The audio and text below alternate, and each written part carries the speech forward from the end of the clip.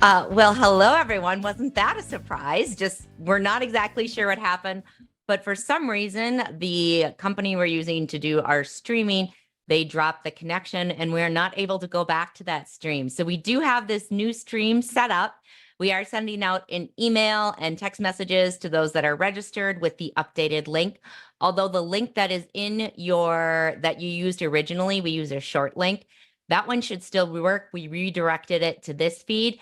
So what we are going to do, Mary is working on sending out that email and text messages to all of our host week registrants. And we are going to wait until that goes out. And then we are going to start back up with KHM's interview again.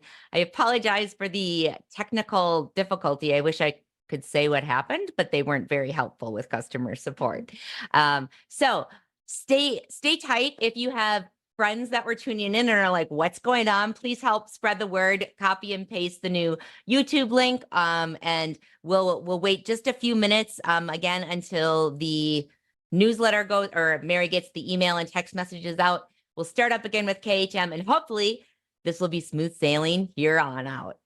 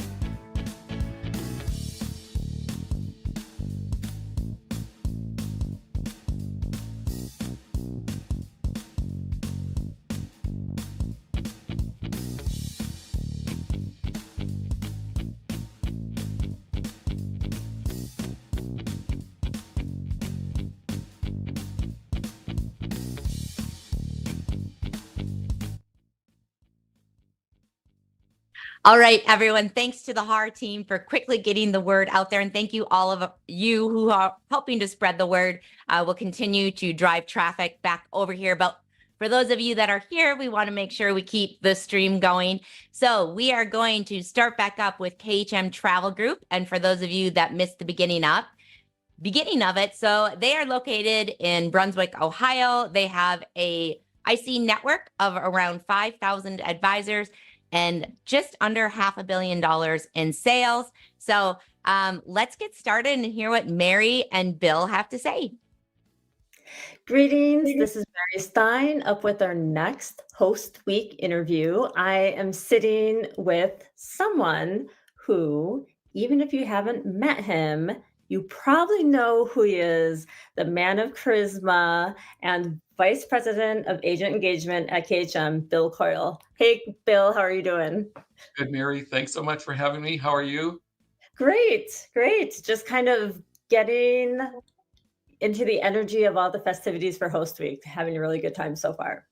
It's such a big week, and it's that time where it's time to focus, right? I mean, we've been going through all of the nonsense of the end of the year. Now, what does Host Week look like? Can I focus? Can I be prepared for this year? And this is a big kickoff.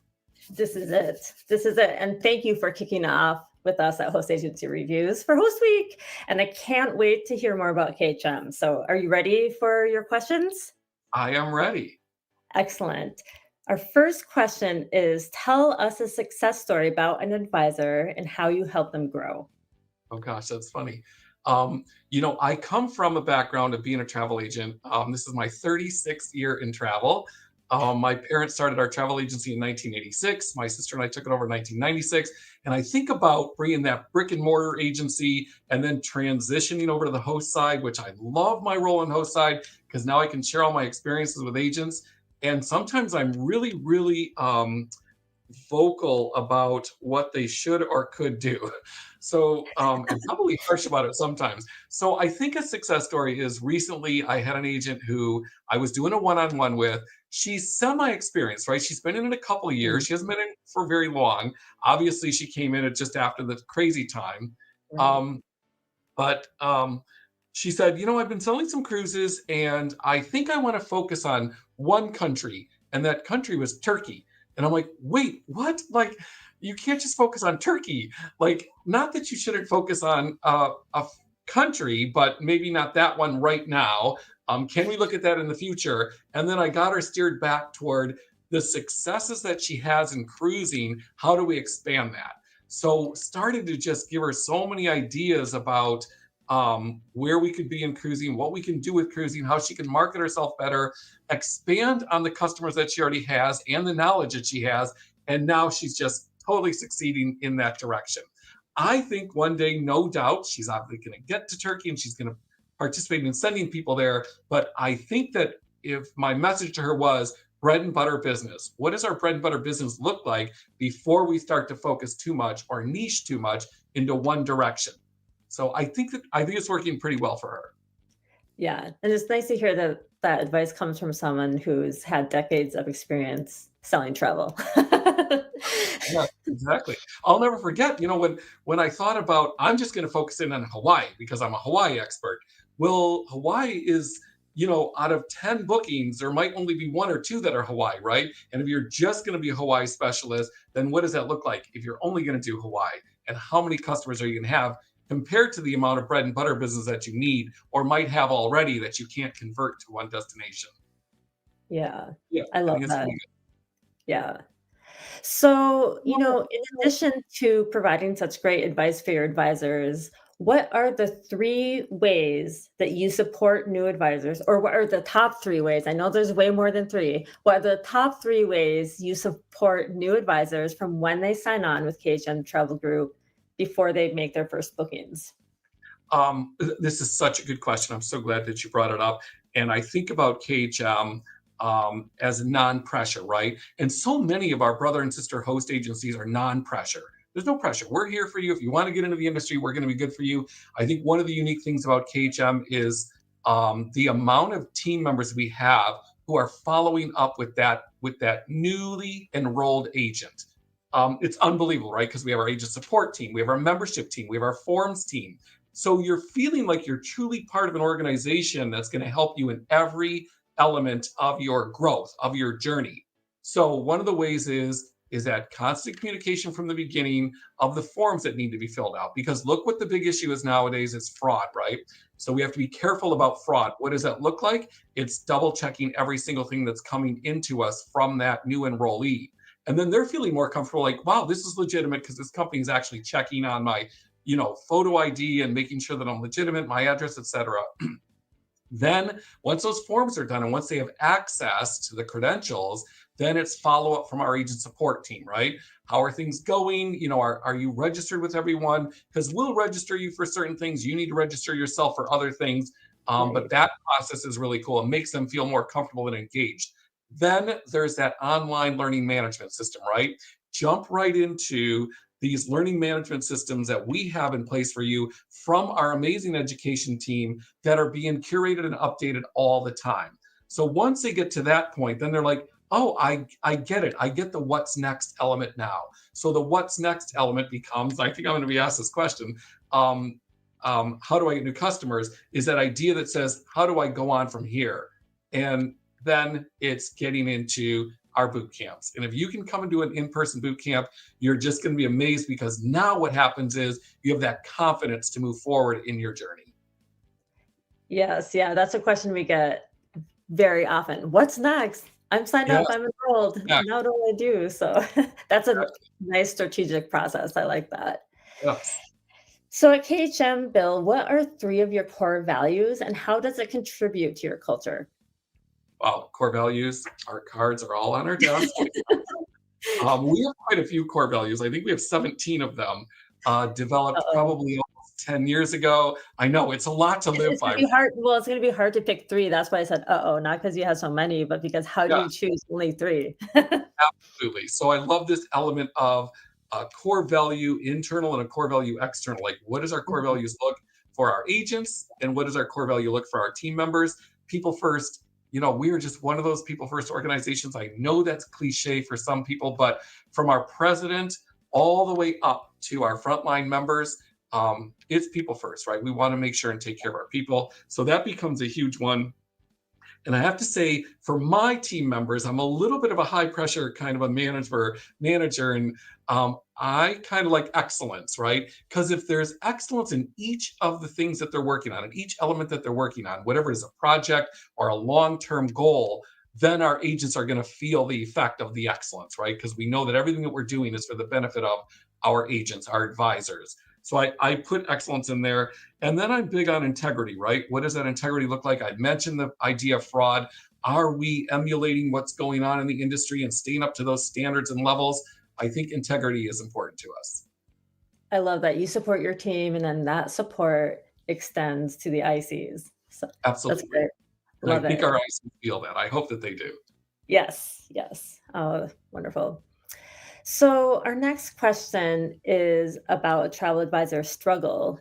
In our survey from 2023, we found that advisors across the board were reporting their biggest challenge was finding clients. And so, Bill, what is your pro tip for advisors who share this struggle? I love this question. And I think about back in the day, you know, in the 80s and 90s, we were a storefront. So we didn't have to go out and get customers, right? They were just walking in the door because we were booking tickets for everyone. So we were building a database from day one because they were just coming in all the time. So it was normal not to have to worry about getting customers. But then when I thought about it, I thought, my goodness, these are customers walking in the door every day. What if I don't want to work with any of these customers? How do I get customers that I want to work with? So that entailed me putting together, I'll never forget, one of my first groups was with our local Catholic church. I thought, let's go to Italy, right? And this is back in the 90s. It's so prevalent now. Everyone's taking their churches to Italy because it's just normal. And they were doing it back then, but to me, it was new. So I had to go out and present, right? And I had to go there and present. And I think about just the idea of trying to stay local, right? Whether it's, and whether we're working full time and it's fellow coworkers that we want to speak to. Often people say family and friends are the worst. In my case, I was very blessed and fortunate that I didn't have trouble with family and friends, except cousins. I don't think cousins quite get it. I don't know why. I love my cousins, but I don't think they don't understand what I do.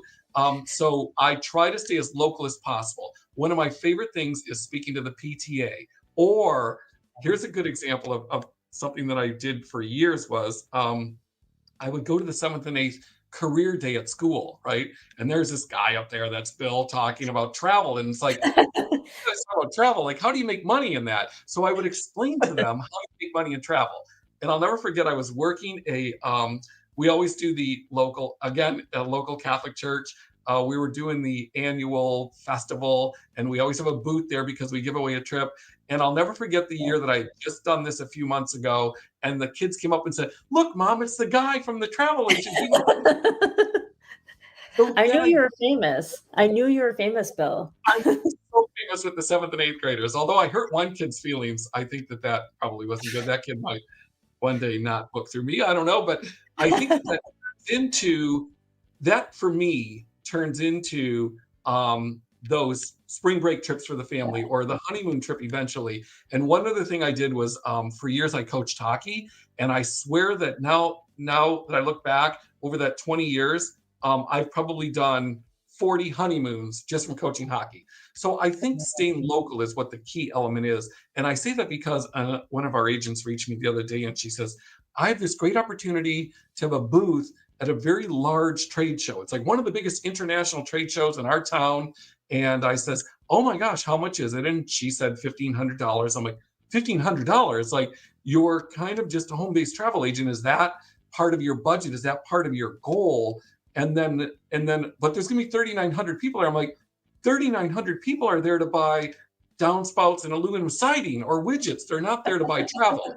Like, you just want 10 people to be attracted to you. So 10 people that we get is going to turn into 20 and 30 people. So I said, I would rather use that money to spend it on your current client base and maybe put something in their cabin or something in their room or pay for a private transfer instead of going out what I have to say to people is do best for those who want us instead of trying to find people who really don't need us. So I just recommend that we try to stay local. I love that. Do best for those who want us. I like that. Yes. That's great Yes. advice. Instead of trying to find people who really don't need us and they're just walking around and they might stop and talk to us, but is that really the client that we want versus that person that's coming to us because they truly want or need our help? I love that kernel of wisdom. That's going in the host week diary. Thank you. So we're already at our last fun question. And that question is, if KHM were a game, what game would KHM be and why? Oh my gosh. Out of our 70 some employees, they're all going to probably say, you should have said this and you should have said that. And I thought about Monopoly, but we're not really a high stakes money company. That's not something that we want to get out there. We're certainly not Risk. I don't want it to think that anyone's a Risk. I'll take away Risk. I guess I think about us as strategic, and I think of card games. And all growing up, my family played euchre. And as we were little kids, we weren't allowed at the euchre table until we had spent 14 years watching our parents or grandparents play euchre. And it's a card game. And I think about that, and we had to be strategic in that card game. So I think anything that has to do with strategic, our company tends to think strategically about not just what's best for or what's happening in the industry, what's best for the direction of our agents. So I think that I would probably go with a card game that's more strategic, or any game that's probably very strategic. But not Risk. But not Risk. Yeah. Risk just sounds bad. I think Risk takes strategy. It just sounds dangerous. Yeah. Well, Bill, thanks so much for chatting with us today. And I know that you're offering a Host Week special, so we'll make sure that we link to your special in the comments and folks can go check that out, right? Yes. Or, is that right? Okay, good. Yeah. And we'll link to your profile as well. So if you have some questions about KHM, want to learn a little bit more, pop on over to the profile, fill out the contact form, make a call, and keep hanging out with us at Host Week. Thanks so much, Bill, for your time. I really appreciate it.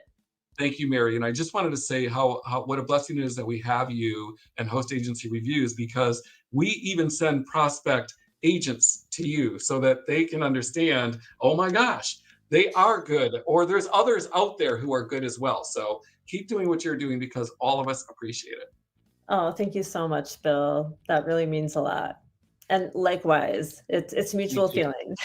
We appreciate you so much. Well, we'll see you soon. We'll see you soon. All right. Well, how exciting was that, everyone? We got to watch Bill twice, which of all people to watch twice, he is the one to watch. because I love euchre. I hate risk. Bill and I need to have a game night. I think it says volumes about KHM not being afraid to send advisors to HAR.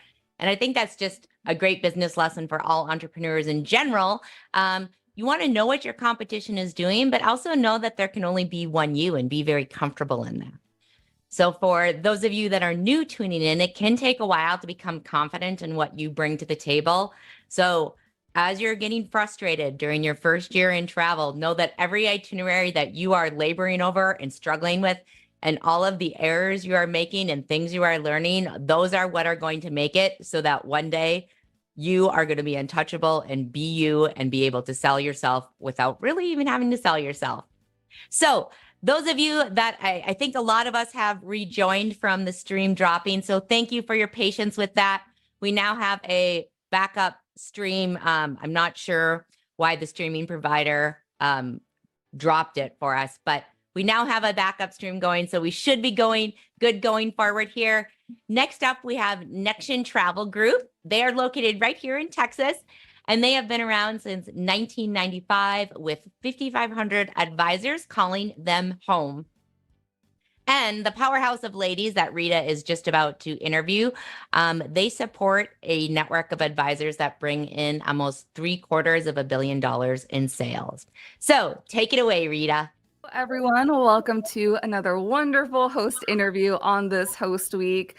We have an amazing group of ladies from Nexion Travel Group. So I will let them introduce themselves because they all do wonderful, amazing work over at Nexion before we get started. So Jackie, would you like to go first? Sure, and great to see you, Rita. My name is Jackie Friedman. I am the president of Nexion Travel Group, and I have the honor of managing this wonderful group of folks. Wonderful. Carlin? Yes, hello to everyone. And I am Carlin Okamura. I'm the sales manager here on the Nexion sales team, and so happy to be here. Yay. And last but not least, Crystal. Thank you, Rita. Hello, everybody. Yes, this is Crystal, and I am a sales specialist for Nexion. Awesome. Thank you all so much for being here and sharing a little bit about Nexion today. So Jackie, we'll have you start us off. Tell us about a success story with a travel advisor at Nexion and how you help them to grow their business. Well, when we were asked this question, there were any number that we could have picked, but I picked one that I really thought I saw immediate results. We did immersive journey with AMA Waterways in 2022, in the spring of 2022. And we had one of our advisors on board with that group. The purpose of these immersive journeys is to pair a business skill along with real in-depth product knowledge. And we got advisors together to learn the product, but more importantly, to put together a marketing plan, to create content so that they could go back and do something very practical with it. So this particular advisor came very prepared. He took out a group prior to the event, and his goal during the course of the week was to figure out how he was going to market that group, and that he certainly did. Since that immersive journey, he has generated over $570,000 in sales on AMA Waterways. He took out the initial group, and from that, he got a lot of incremental customers. He's now taken out a second group, and this is going to be the gift that keeps on giving. We measure these events, and the group as a whole grew their sales with AMA Waterways by over 100% in the year after attending the event. The content that was gathered was shared by all. And so this particular advisor's success story is just one of many, and we're really proud of him. And the moral of the story is attend events, have a purpose, have a focus, do something different when you get back, and the results certainly showed. This will end up being $1 million event probably by the end of next year, and we couldn't be prouder. Wow, that is so amazing to hear. Oh my goodness, that gives me like chills. All right, let's keep going. Carlin, what are 3 top ways that you support new travel advisors? Oh gosh, here at Nexion Travel Group, we have so many ways that we support our advisors through education and tools, relationships, and supports that really to help them run their businesses on their own terms. Now, we do start those who are new to the industry with our new agent programs, and they can select from our Next Start, which is a collaborative learning type of environment, or our Next Start Lite, which is more of an on-demand independent learning program. We also have Essentials. This is our 5-day program, and it's really designed to help someone that's new to the industry, giving them the industry skills and the knowledge that's necessary to help them know how to research and go through all of these steps of booking for their clients. Okay. We have some really great comprehensive suites of live and virtual training as well that we do. That includes our annual connection, our annual conference. We have business planning and marketing and sales mastermind programs, weekly webinars, just so much that we offer. Also, we have for our new agent programs, they are considered what's earn as you learn. So our new members can be learning and earning commissions at the same time. So in fact, all of Nexion members, they have access to more than 150 plus preferred supplier partners from air and cruise, land, so many partners. And lastly, how we support our members that are new, probably be through our technology solutions. And with our technology solutions, they can manage their businesses, simplify their booking processes, and it really gives them instant support and access to multiple booking engines and just powerful online programs. And really, the bottom line is that you're never alone with Nexion. Love that. Thank you, Carlin. Thank you. Crystal, what would you say are Nexion's top 3 values and how do they contribute to the culture? Well, thank you, Rita. Actually, I'm going to do you one better. We have 4. Ooh, thank you. So one of our core values is called Shoot for the Stars, because we are a driven and enthusiastic group of talented, knowledgeable, and diverse leaders. We are constantly challenging ourselves, and we deliver absolutely the highest level of service to all of our members. Wonderful. Yes. Another one is members come first. I mean, Yay. period. Our members come first. Love it. We also, another one is do what's right. So we have integrity, we have the courage and commitment to always do what's right. And then also, everyone is in. That's our 4th one.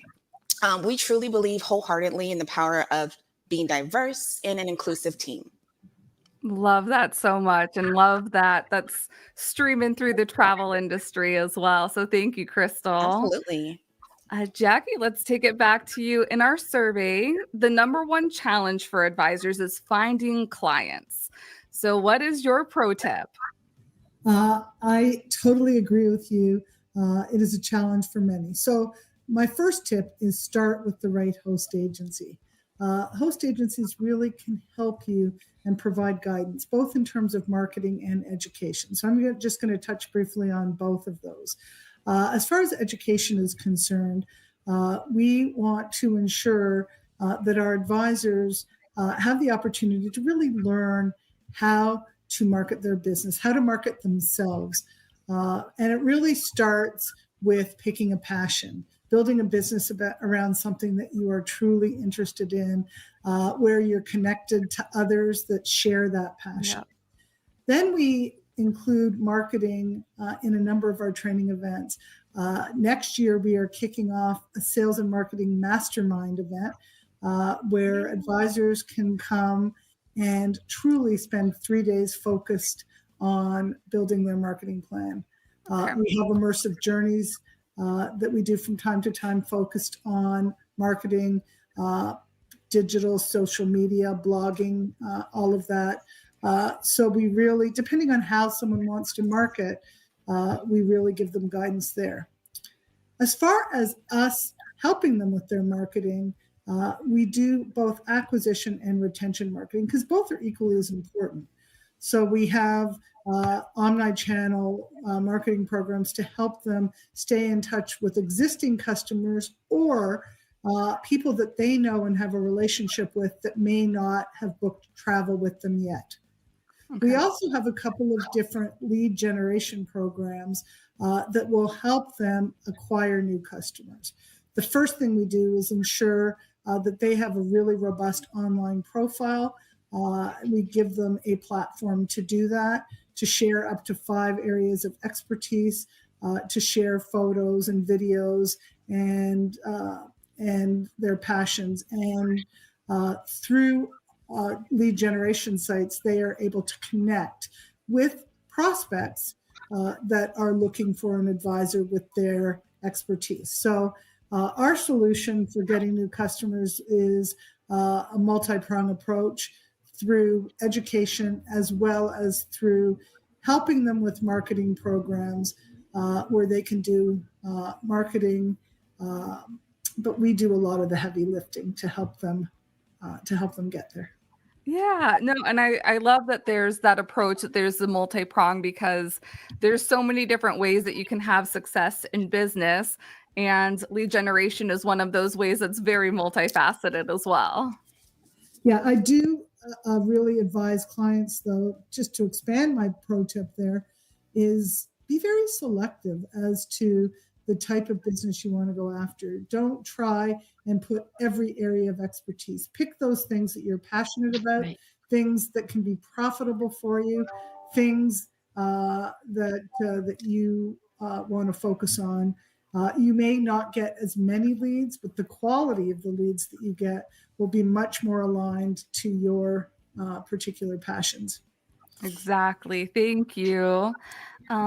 Crystal, we're going to head back over to you, and we've got our fun question Okay. of the interview. If your company was a game, what game would Nexion be and why? This can't be too hard, but if Nexion was a game, we'd be baseball. So Nexion as a host agency, we are the major leagues. Ooh, I love that. Yes, yes. However, still there's plenty of players. So we have the rookies, we have experienced players, and then we have our coaches, which would definitely be Nexion's team. So Nexion definitely does such a great job of providing just the great leadership, all the education, resources, and tools for all the players that are playing on the field. So we are baseball, and we're the major leagues. I love that so much. I know we've been talking a lot about board games, but I like a physical game in there too. Thank you for that. You're welcome. Now, Carlin, I know Nexion is a home run. Yes. Yes. And I want like a mini baseball bat just to keep going. Carlin, I know that you have a wonderful Host Week special. Can you share that with us? Yes, I'm so excited. So advisors who join Nexion Travel Group by February 9th will receive $50 off of our activation fee on our experienced member plans, as well as $100 off the module 1 for our Next Start new agent program. So definitely reach out to us and we can share more about our Host Week special. Wonderful. Well, thank you, ladies, all so much for being here. I know, Jackie, did you have any closing remarks before we start signing off? Absolutely. So I hope everyone had a great new year and that your year is off to a great start. There is no better time to shop around, to find a partner that's a good fit for you. And we certainly hope that that partner is Nexion Travel Group. We'd love to chat with you. Yeah, thank you so much, everybody, for being here. We'll make sure to put any relevant links in the chat. And you can always search Nexion's profile at hostagencyreviews.com and check out their specials on the promotions page. So thank you, advisors, and thank you, Nexion ladies, again. We'll see you soon. Bye. Thank you. Bye-bye. Thanks, Ria. Well, thank you, ladies, for that fabulous deal and for participating in Host Week. We are halfway through our host for today, so give yourself a pat on the back for making it this far. Thank you for joining us. If you just popped in, hello, I'm Steph Lee, and I am the lucky lady who gets to MC Host Week this year, but there is a team behind the scenes making Host Week happen. You may have met Abby this morning during our coffee spot, and you'll also see her in the comments. We have Mary sending the daily emails, or the email you may have just gotten about our stream being interrupted. And she's also in the comments. And then we have Rita Perez with Take the Helm, who's helping us out for Host Week again this year. She's doing some of the interviewing, she's doing the green rooming, and she is in the comments. And then lastly, you haven't seen our producer Juan because we keep him under tight wraps, but it's like you saw him on Monday when he put up a picture of Joaquin, his 3-month-old son, who's just the cutest thing ever. Juan is also making this thing run smoothly and working to make sure the stream doesn't get interrupted again. Now, if you found us on Facebook or LinkedIn, make sure to come on over to YouTube because that's where all the comments and all the action is happening. Our next host agency for today is Dugan's Travel, and this 100% female-owned agency has been in business. It's been travel agencying since 1997. They have got a network of 300 ICs and $28 million in sales. So let's see what they have to say.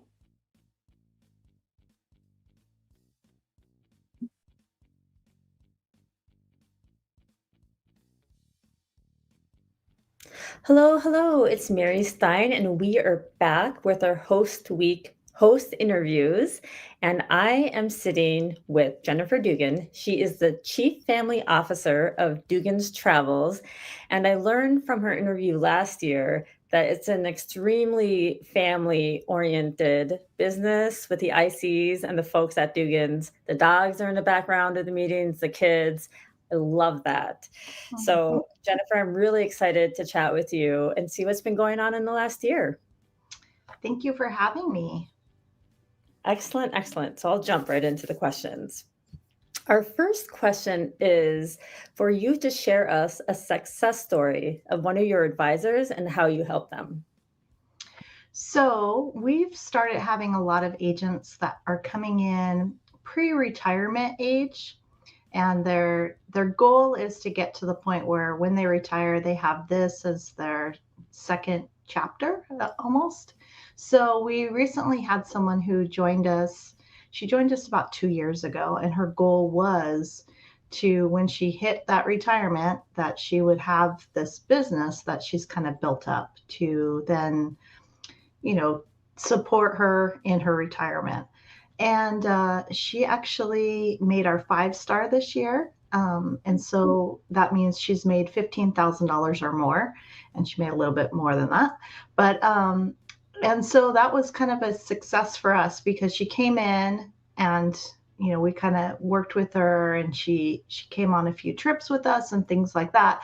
And so we felt like she had a goal, and it was a measurable goal to be able to get up and running, and she did it. So that's kind of what we try to do, is take an individual and their goals and kind of help them grow their business however they want to do it. So it was, right? It was exciting to see someone come in because it's hard when you first start out, and to get to that point where you're doing well enough in 2 years is pretty, exceptional. So that's amazing in 2 years. And I love meeting them where they're at to support them to grow in a way that they want to grow. And it's neat to see that you're bringing on people and starting retirement careers too. That's really cool. Yeah, it's a big change. When we first started, it was moms trying to stay at home. And now, we still have that, which is great. Yeah. Love when we get a new mom in that, I actually enjoy when they're on webinars with us and they got a baby in the lap, because that's how I started. So I'm like, that's awesome. So I love that. But, we're in a different phase almost where a lot of people are coming in and they're like, I want to retire. So, and, maybe they're going to have pretty good retirement benefits, maybe not. And they're just looking to see, they want to travel, they want to do all that stuff in retirement. So this is perfect. So I love that in all the seasons of life. Yeah. I love that. Well, the second question kind of dovetails into the first question about the success story. And that question is, what are the 3 top ways that Dugan supports new advisors from when they sign on with Dugan's until they make their first booking? So when a new agent comes in, they immediately go into our new agent orientation, and we've built a program for the basics. It's not going to go into everything because that would be totally overwhelming, but just to get that core right down. And then we have a new agent advisor who works with them individually, and she'll do Zoom calls, she'll do whatever. And we're all, as a team, we support our new agents, but we have someone who's dedicated that, kind of follows up and sees. And so that's our big thing, is we try to get to know our agents when they come in, what are their goals, what are their needs, and focus in on that. So that's how we get started. And then we really just try to help them build the way that they want to build, getting to know them. Are they working full time?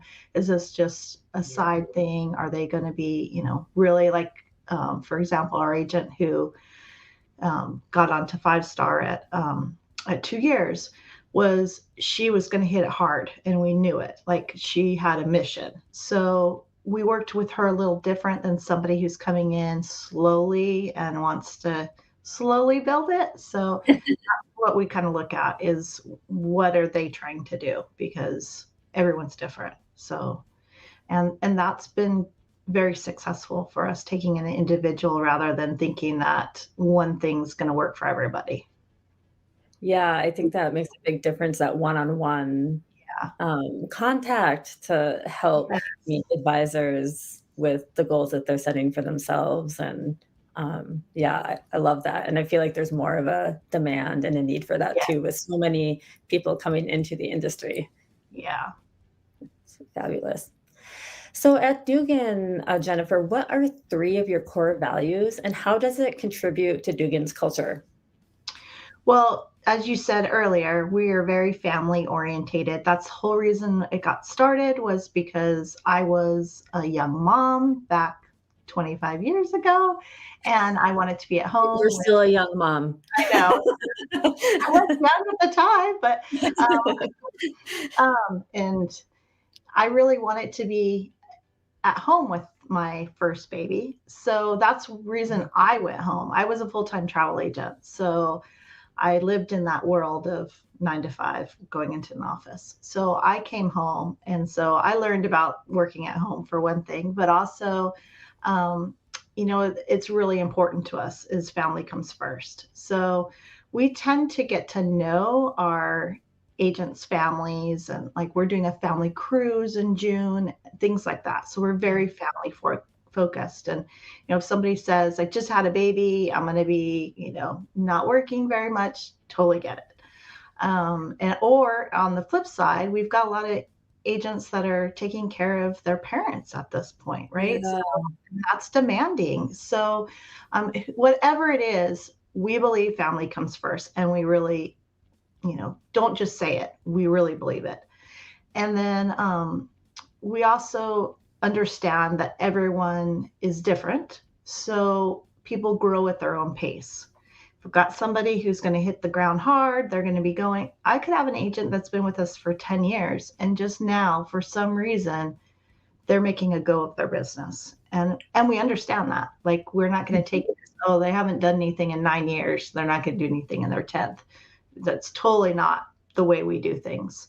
So, and we understand that life happens. So those are, our main core goals, and just that whole, everyone's an individual. So they, some people love webinars, some hate webinars, they want it in print. They're not going to sit there and watch a video. And I get that. So we're really trying to give those PDFs and that kind of stuff to those kind of people. So we're all different. And I think we get that, even our team is different, like, some of us are better at doing like webinars, and then others are, which I tend to struggle a little bit more of this stuff. I'm just not that kind of a person. I've gotten better at it, but if I had to pick one of us, it wouldn't be me to do webinars generally. It's not my thing. But we all recognize that we're all different too. So someone's going to do better at different things. but it doesn't mean that you shouldn't get exposure to it, like gotta try it sometimes to see if you're good at it. But we recognize that everyone has their differences. So I don't know, Jennifer. I think you might be becoming a webinar person. yeah, I push working myself right a little now. bit without it, right? But I'm still getting nervous. Oh, so relatable. Well, I Yeah. love the kind of unifying thread of the individual plans and like embracing the phase of life where your advisors are at and understanding that, hey, I may have had other things going on for the past few years, but then something has shifted to open up space to focus more on selling. And Yes. yeah, love that.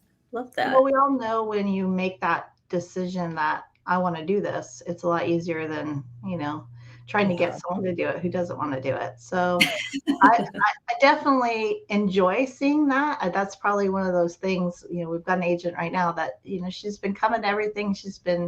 And she finally had a really good month. And it was like, yay, when I saw that, because it feels like she's put in her time. She should be doing really well. Yeah.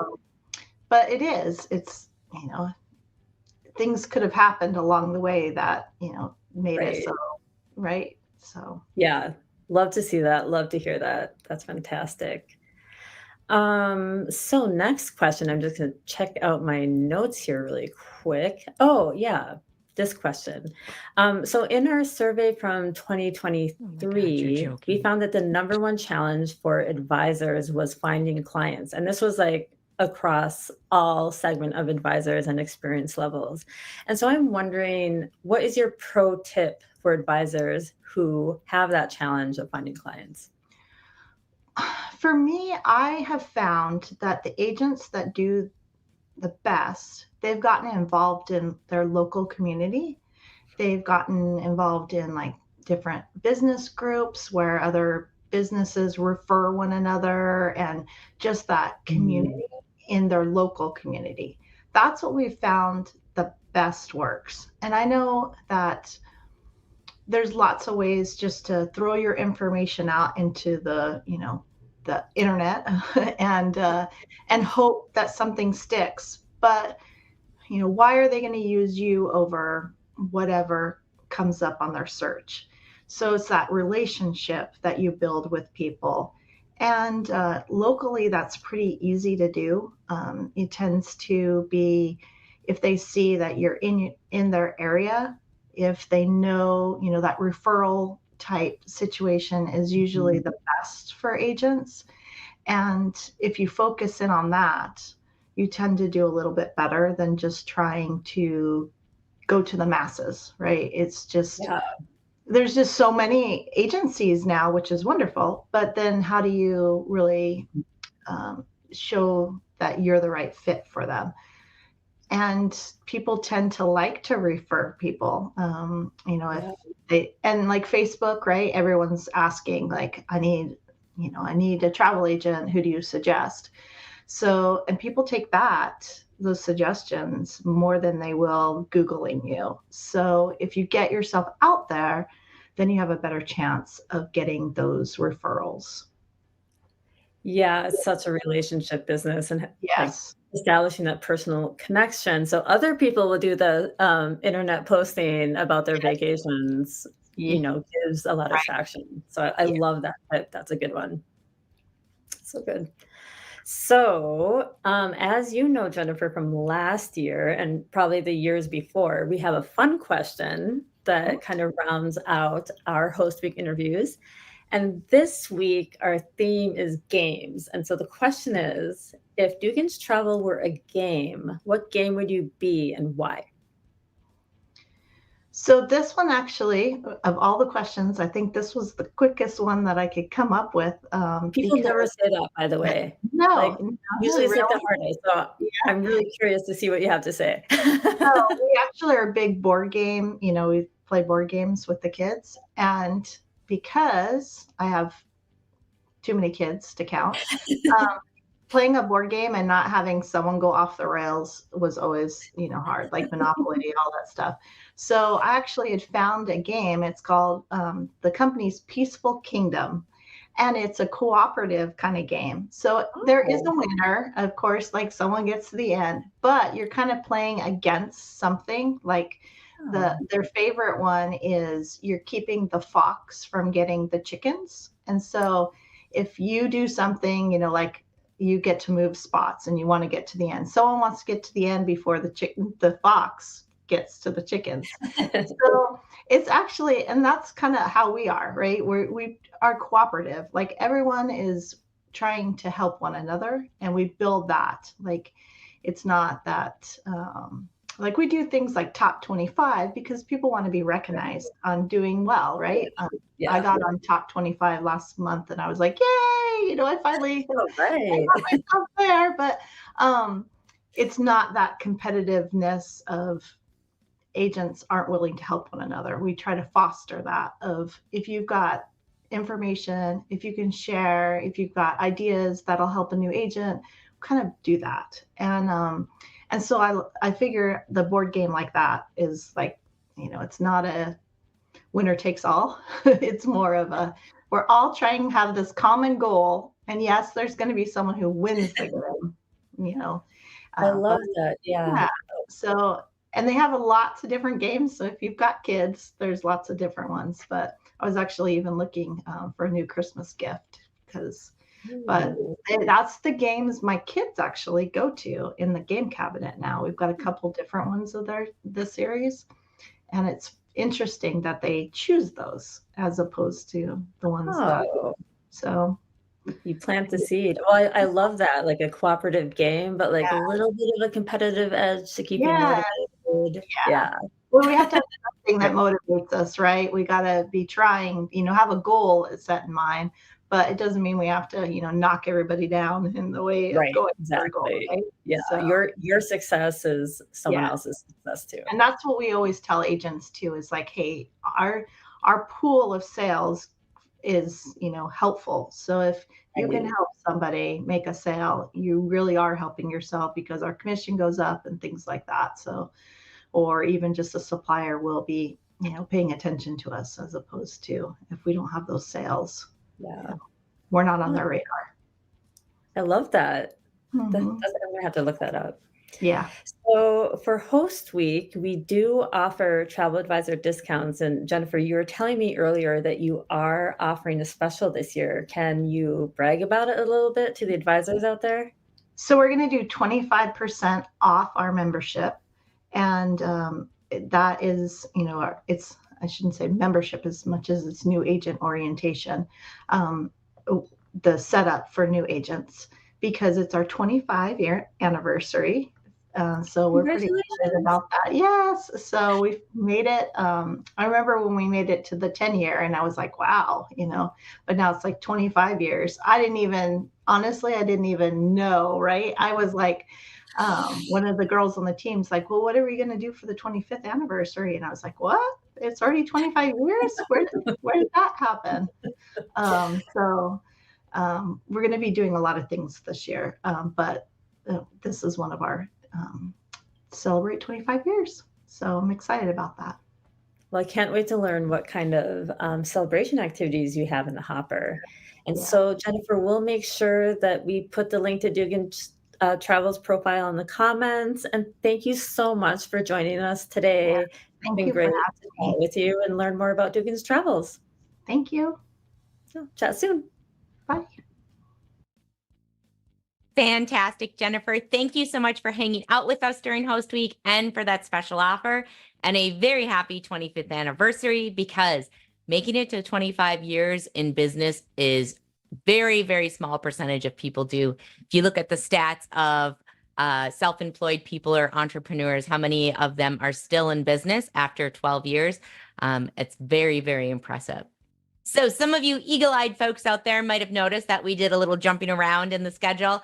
Apologies on that. I just get so excited about things that I have to remember to stay in the present, jumped ahead. So we are going to bring you Carlisle Travel, and that is a branch of Zell Travel Group. They have a very impressive resume, having been in agency since the 1940s. And for those of you that are looking for someone somewhat of a smaller network but that has really big buying power, Carlisle might fit that bill for you because they have 90 million in sales and just 223 ICs in their network. And I know I saw Wendy in the comments earlier. So if you have questions as we go through Carlisle's interview, Wendy Graziano might be in the comments. So make sure to drop your questions in the comments. And the same goes for Dugan's. So because Dugan's was scheduled for about now to play, Jennifer might be jumping on and we played it a little bit earlier. So pop those questions in the comments again. I know that, let's see, Abby sent me over. There was one asking if we could tell if they take agencies or ICs. And I went to their profile and I discovered that they do take sub-agents. So they would take agencies, but always double check with the host. Just their profile was recently updated, but just because we don't know the nitty gritty ins and outs. All right, well, let's get things rolling and get our learning on with Carlisle Travel. Hello, everyone. Welcome back to our host interviews at Host Week 2024. I am so happy to be talking with Wendy Graziano of Carlisle Travel. Hi, Wendy. Hi, how you doing, Rita? So excited to be here at Host Week and so excited to be chatting with you about all things Carlisle Travel too. Absolutely. Thanks for having us. Yeah, so let's go ahead, get started. Okay. Tell us a success story about an advisor and how you help them to grow. I love this success story. So we have an agent, Pasindu, and he was brand new to the industry and he was a web designer. So when Jerry Sachs, our president, received his resume, he's like, why travel? You know, a web designer, why go into travel? Mm-hmm. So he kind of, brushed his resume aside a little bit. And then Pasindu called him and said, look, I've got a serious passion for selling travel. And I want to know if you will help me get into this industry and train me. And so Jerry says, hey, do you have a specialization? No, not really. Okay, so Jerry spent hours and hours and hours and hours and hours on the phone with him, even teaching him about the history of the industry, the travel industry in itself, but also how to find your niche market. And so what was really great about this was that Pasindu hung on to every single word that Jerry had recommended and eventually completed his Travel Leaders Agent Profile, which is a lead generation program. And so he wanted to learn all about the Maldives and he knew nothing. I know. It's super great place to choose. Oh, yeah. Really specialized. And so he took time to learn everything about the Maldives. Now his business is repeat luxury business to the Maldives, which is super cool, resulting in 2 free trips. He just received a trip from Travel Leaders. He just went to Qatar. Wow. And he just got off of a 4 seasons yacht. Okay. Whoa.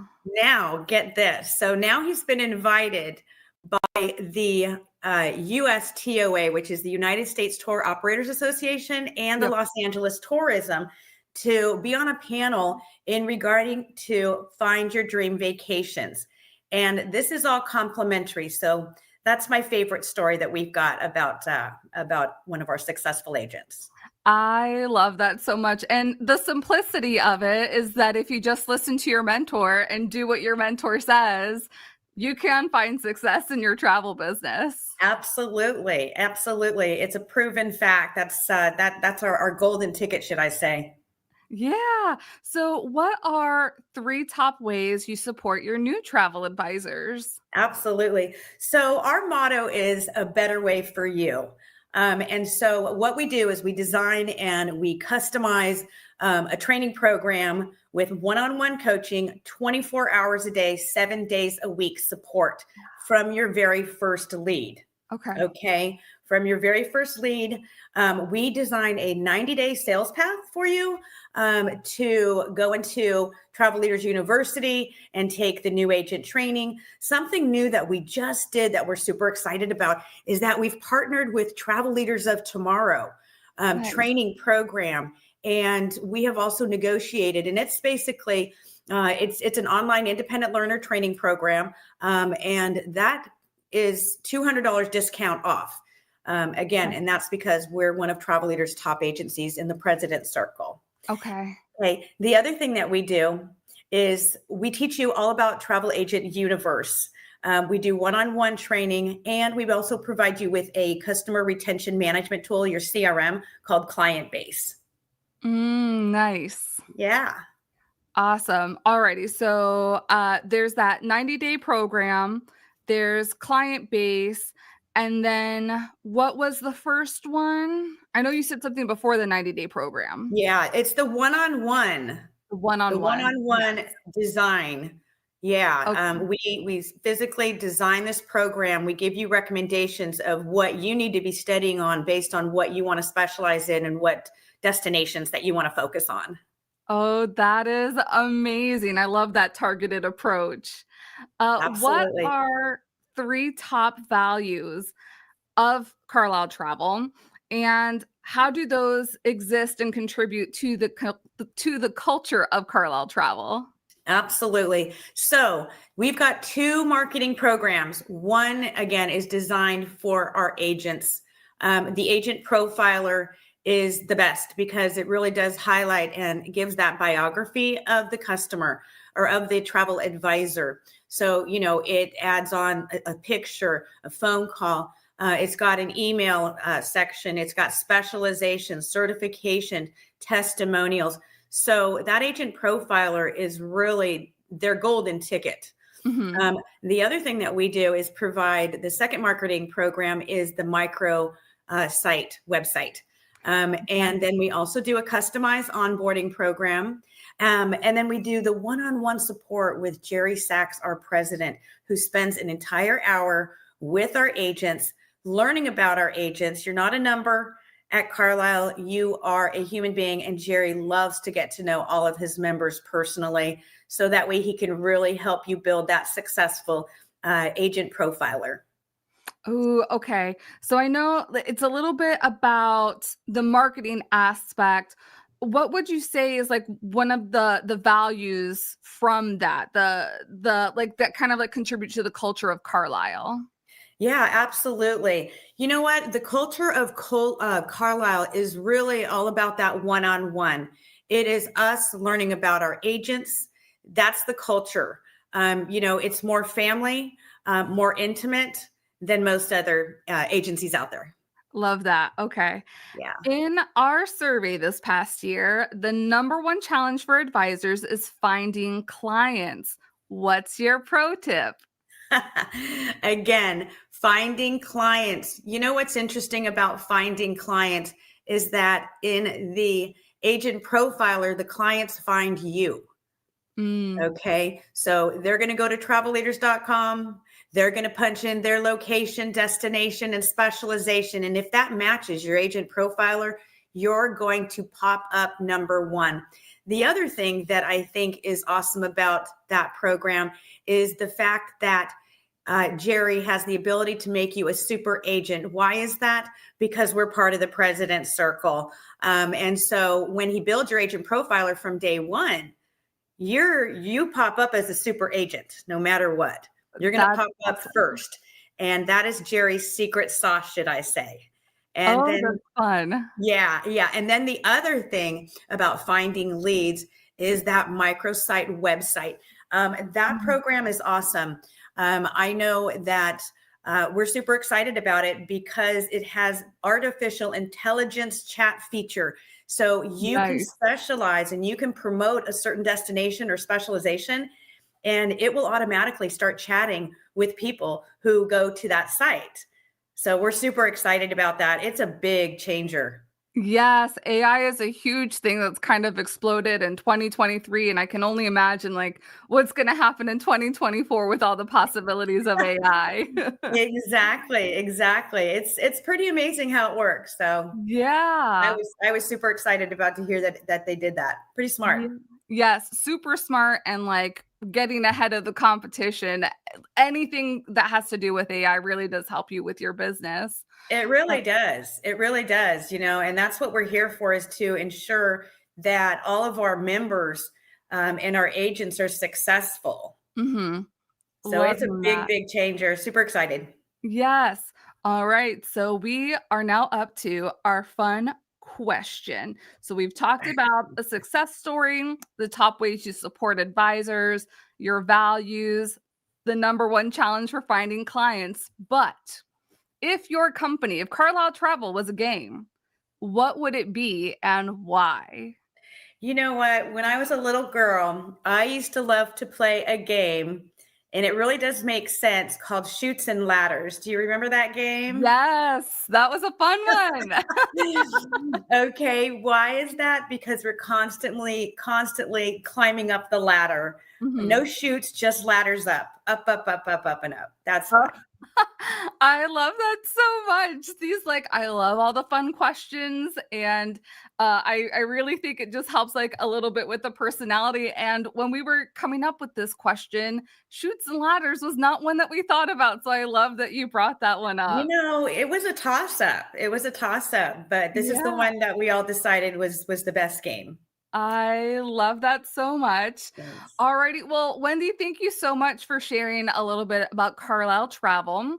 Do you by chance have a host week special for us and our attendees? Of course we do. So for anybody that is a new advisor to Carlisle Travel, we're going to give you 50% off Whoop, whoop. the activation fee. Now, this is only during host week. Okay. So I want you to reach out to me, Wendy at carlisletravel.com. Go to our website at www.carlisletravel.com. Reach out to me. Definitely get a hold of me, because I would love to go over there's so many more benefits with Carlisle. These are just some of the highlights. So yeah, we're super excited to have everybody give me a call. Yay. Thank you so much, Wendy. And travel advisors or potential travel advisors, we'll make sure to add all the links into our little chat going on. And you can always check out the Host Agency Reviews website, and also make sure to take advantage of that special promotion by going to our promotions page. Yes. Call me. Love to speak with each and every one of you. Yes. Thank you, everyone, for tuning in. You've got a couple more Host Week interviews coming up. Thank you again, Wendy, for being here. It was such a pleasure. Rita. Thank you, everybody. And I hope you have a wonderful day. Take care now. Thank you. Thank you so much, Rita and Wendy. And I see Wendy there in the comments. Just a note that in the recording, it said the end of host week is when the special ends. It ends February 9th. So you do have a little breathing room. It's hard to sign on when you're being fire hosed with information by us. So you do have a little breathing room there. Let's see. So let's see. Like a lot of the hosts today, so I don't know if anyone noticed, but our consortia, who we interviewed today, is Travel Leaders, and all of the host agencies today are Travel Leaders Network agencies, including Carlisle Travel. And our next host is Travel Leaders Market Square, which is a host agency about 20 minutes from my place in Minneapolis. And they're unique in that they have multiple storefronts around the metro area in Minneapolis, St. Paul, as well as their hosting division. So size-wise, Market Square has about 115 travel advisors, but like some of the other ones we've interviewed this week, they punch above their weight with $75 million in sales. And we have got Rochelle on the line, who's going to tell us a little bit more about Travel Leaders Market Square. So off to you, Rita. Everyone, welcome back to the Host Week host interviews today. So super nice to have you here. And joining me today is Rochelle Zemke of Travel Leaders Market Square. Hi, Rochelle. Hi, Rita. It is so nice to dive in a little bit with Travel Leaders Market Square. So let's dig in, right? All right, sounds good. Can you tell us a story about a success story about one of your advisors and how you helped them to grow? Yes. So we had a very new, never sold travel, brand new advisor join us, and she really worked everything that we guided her on, from marketing to her agent profiler to she attended industry events. she really got to work, and she has been killing it in the travel industry, which is so great to see. She's an inspiration for others too. Awesome. Loving to hear that. What would you say are the top 3 ways that you support your new advisors? So our biggest one is our mentorship. Okay. So everyone who starts with us is part of the mentorship program. And so they get to meet with me, as well as like our marketing director, and everyone in our agency is available to them at any time. And so we go through a mentorship program to really help them focus in on what they want to sell, what's their niche. We like to start small and do that well, and then help them grow in their business. So mentorship is the first biggest thing that we do. The second biggest thing is we invite them in. We love it when our advisors come in for our vendor visits, when we have vendors in. I have what's called a co-working day. So I will set up a day and say, hey, I'm going to be at the Woodbury office or the Maple Grove office all day. Feel free to come in with any questions. It seems like a lot of our independent contractors really enjoy those days. They get to ask questions, and more often than not, they walk away going, I didn't know anything about that when I came in here. And because somebody else asked a question, it just blossomed into a whole new opportunity for the independent contractor, which is really nice. And it's kind of fun to get together and share some working time. Right. And then the third thing that we do is we really encourage all of our new ICs to get on Agent Universe, which is the travel leaders intranet, and take trainings, take different courses. It might be a 15-minute on Instagram. Perfect. Learn from the pros and go ahead and use what you've learned into your marketing. Wonderful. So mentorship and a lot of training seem to be the top components for new advisors, correct? Correct. Yes. Perfect. Okay. What also would you say are your top 3 values at Travel Leaders Market Square, and how do they contribute to the culture? So we actually have a core value program set up. Yay. And we have 9 core values. Love it. I know. It's so great. And we encourage, so if I need to call Susie and ask a question, I can then submit a core value nomination, like Susie was so helpful, blah, blah, blah. And then we, once a month, all of those that are entered, we do a drawing, and the person who nominated as well as the person who was the nominee both win. So they get like a Caribou gift card or something like that. Okay. It's just a nice little way to show appreciation for working our core values, as well as then showing others too. Wow, look at all these core value nominations. We have a lot going on here, and we're really thankful for that. And we want to appreciate those people. So our top 3 of our 9 core values, I would say, is gratitude. We are very high on thanking people. I know that we are very blessed to have everybody in our team. And so we show a lot of gratitude. Another one is embrace change, because as we know in this industry, change is like the norm. Right. Very much. And then, our third one would be family focus. Our owners are very involved in the business, and they even sell travel. So everyone who works at Travel Leaders Market Square sells travel. So that means that there's not things being quote unquote mandates from people who don't know, because our owners are active in the industry, and we really try to keep that family focus. Everybody's part of our team.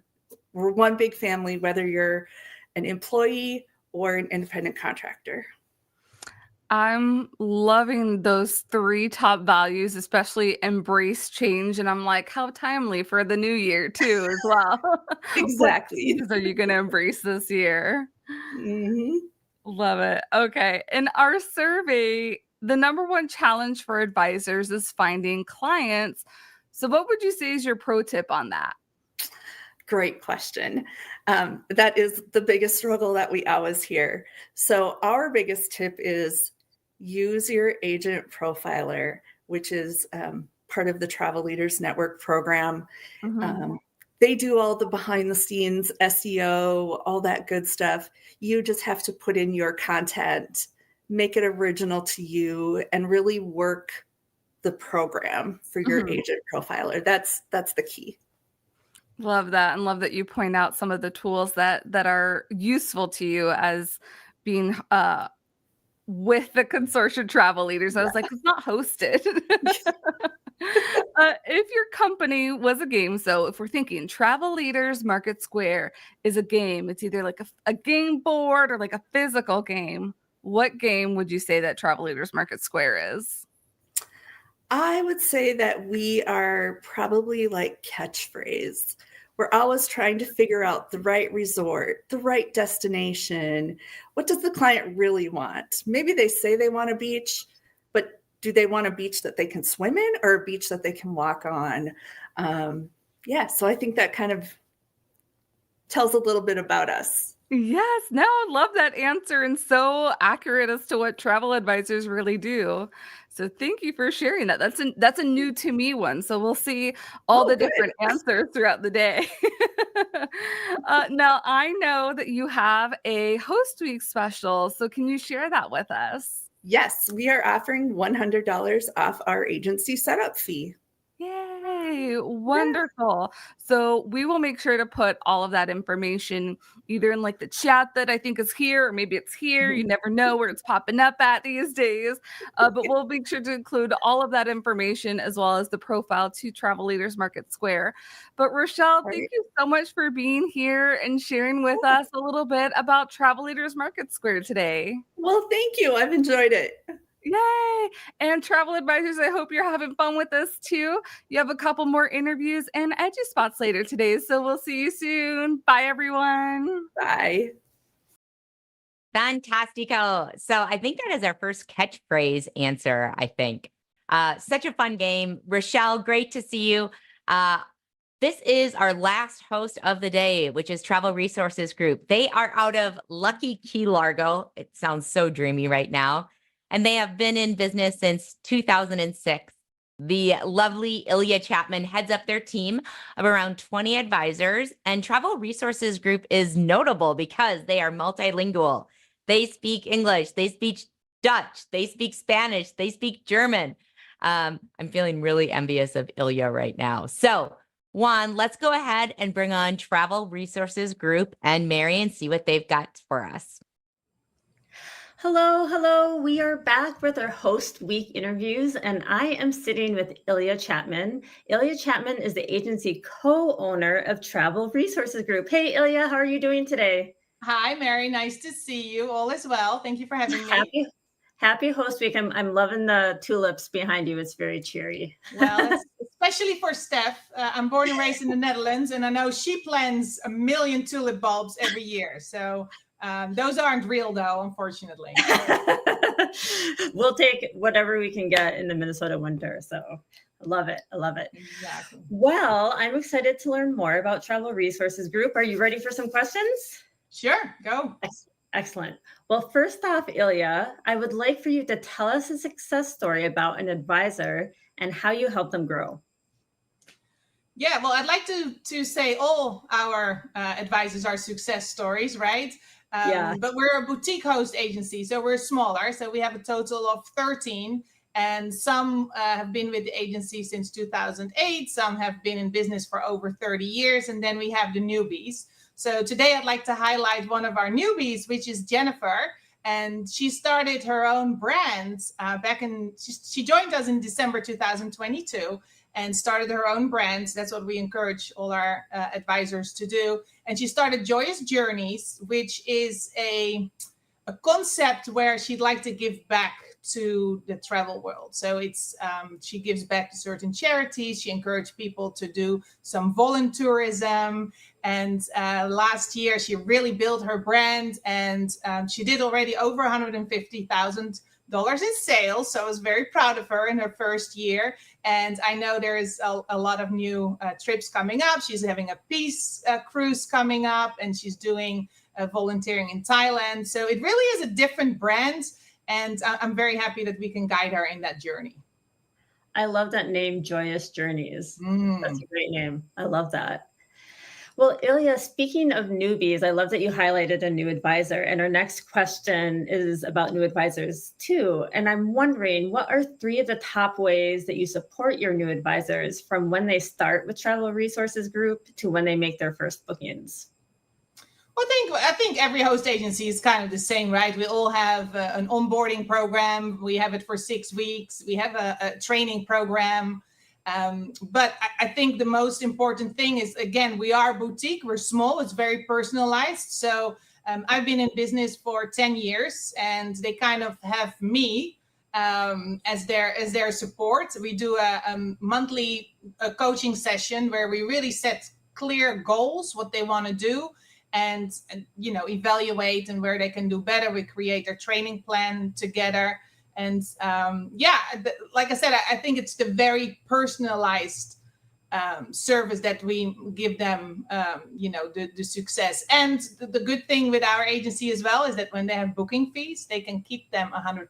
So when they charge booking fees or service fees, we pay them 100% of their service fees. It does go through our agency, but they do get the 100%. Oh, nice. That's a great perk, Ilya. I love the one-on-one coaching too. That's fantastic. Yeah, and I really get to know them and understand their mission and spend time with them, right? And make their mission come true. Yeah, it's a lot of fun for me too. I'm super inspired with what they can do. I love it. I love it. So Ilya, what are 3 of your core values at Travel Resources Group, and how does it contribute to your culture? Yeah, we actually have 5 core values. So I'll tell them quickly. They're in our handbook. It's passion, integrity, teamwork, care, and inspiration. And I think really the care and inspiration and passion, it all comes from my perspective as the agency manager and co-owner. And I started the business 10 years ago, and I found so many closed doors. I really want to create this culture in our agency. So we really do care. We like to inspire each other. It's a team effort, right? You'll see that later, how we do our business. So yeah, it's 5 core values are for us. I know it's hard to pick favorites, but I love that element of care and compassion, because you extend that to your ICs and then that can go on to their clients. So exactly. That's awesome. I love that. I love that. So Ilya, for our next question, we're looking for a pro tip from you. And one of the things that we found in our survey is that the #1 challenge for advisors is finding clients. So what is your pro tip for an advisor who's having trouble finding clients? Yeah, I think that's, I can see that that's the #1 challenge for everybody. I do think, though, I say to all the advisors, you have to be visible. You have to be out there. You have to build relations, even if maybe today the relation is not, doesn't convert into a sale. You never know. The relations are so important, because once you build a relation and people start to like you and they trust you, that's when they really start booking with you. So yeah, it takes time. I mean, there's a marketing pie with all different components that we use. But being visible, being out there, building relations, and be the travel advisor every day. Only then you can, you will build leads. And then, of course, nourish them when you have them and take good care of them as well. So, and it goes on. It's like the marketing pie is like a wheel. It just keeps going on. I don't think there is a magic wand. Like, now you have leads. You really need Right. You have to nurture those relationships. And we do get leads as well from our consortia, which we share, obviously. and we find the right connections. So yeah, we'll help them too. But yeah, you have to do it yourself. You have to be visible. I love that. The visibility piece is so key, especially when you're such, the person is so close to the brand when they're selling travel. So that's a great tip, Ilya. I appreciate it. Yeah. So Ilya, we are already at our fun question, and I look forward to hearing what you have to say. If Travel Resources Group were a game, what game would it be and why? Well, I brought the game with me because it's a Dutch game and not everybody might know it. Again, so it's it's actually, it might be French as well. It's a goose board game. A goose board game? Yeah. So every player is a little goose. I love this. And everybody is on the same path to get, obviously, to the end point. Here with Mama Goose, I would say. So, I don't say necessarily I'm Mama Goose, but, maybe. And so everybody's on the same path, and there are some challenges on the path. And, what I like about geese is when they fly in a flock, right? And then when one gets tired, that the goose will go to the back, and then somebody else will take the lead. And I kind of feel that way sometimes. If you really want to be successful, you cannot be on your best all the time. So we really support each other, and it's all the teamwork. And, the one little goose supports the other little goose. Goose game here. But yeah, I do think that that's really our philosophy is to help each other and to be there for each other. And although we're on the same path, right, we're still on the individual path. We are working as a team, and it's really important to support each other. And I'm happy to be Mama Goose. I love that, the Mama Goose Host Agency, right. Travel Resources Group. Okay, so wait, what's the name of the game again? I have to look it up. So the Dutch word is ganzenbord. The French word, I'm not very good in pronouncing it, is jeu de loi, and I think loi is the goose. You probably can't. It's in mirror, but I love that. Yeah, it's just a board game and it's very old. I mean, it's a very well established game. It's not a new game. Yeah. Well, I love that you had the sample with you. That's amazing. And I love the analogy of the geese flocking together and that community building and relationship of kind of picking up when someone's feeling tired and someone else taking the lead. And that's a great metaphor that you wove in there, Ilya. I love it. Well, I was hoping you would ask that question because I remember that question came in previous. I'm like, maybe she's going to ask that question again. What are we as a game, right? Love it. I love it. Well, so Ilya, before I let you go, I'm wondering if you can tell us about your Host Week special. Yes. So for every new advisor that starts with us, we do have a startup fee. And the startup fee is $5.95. And with it, they get obviously 6 weeks onboarding training, but they also get, we are partnered with Cindy Williams, the travel kits. So they will get that as well as part of that, which is a really good deal because that kit, the training kit is definitely a higher price.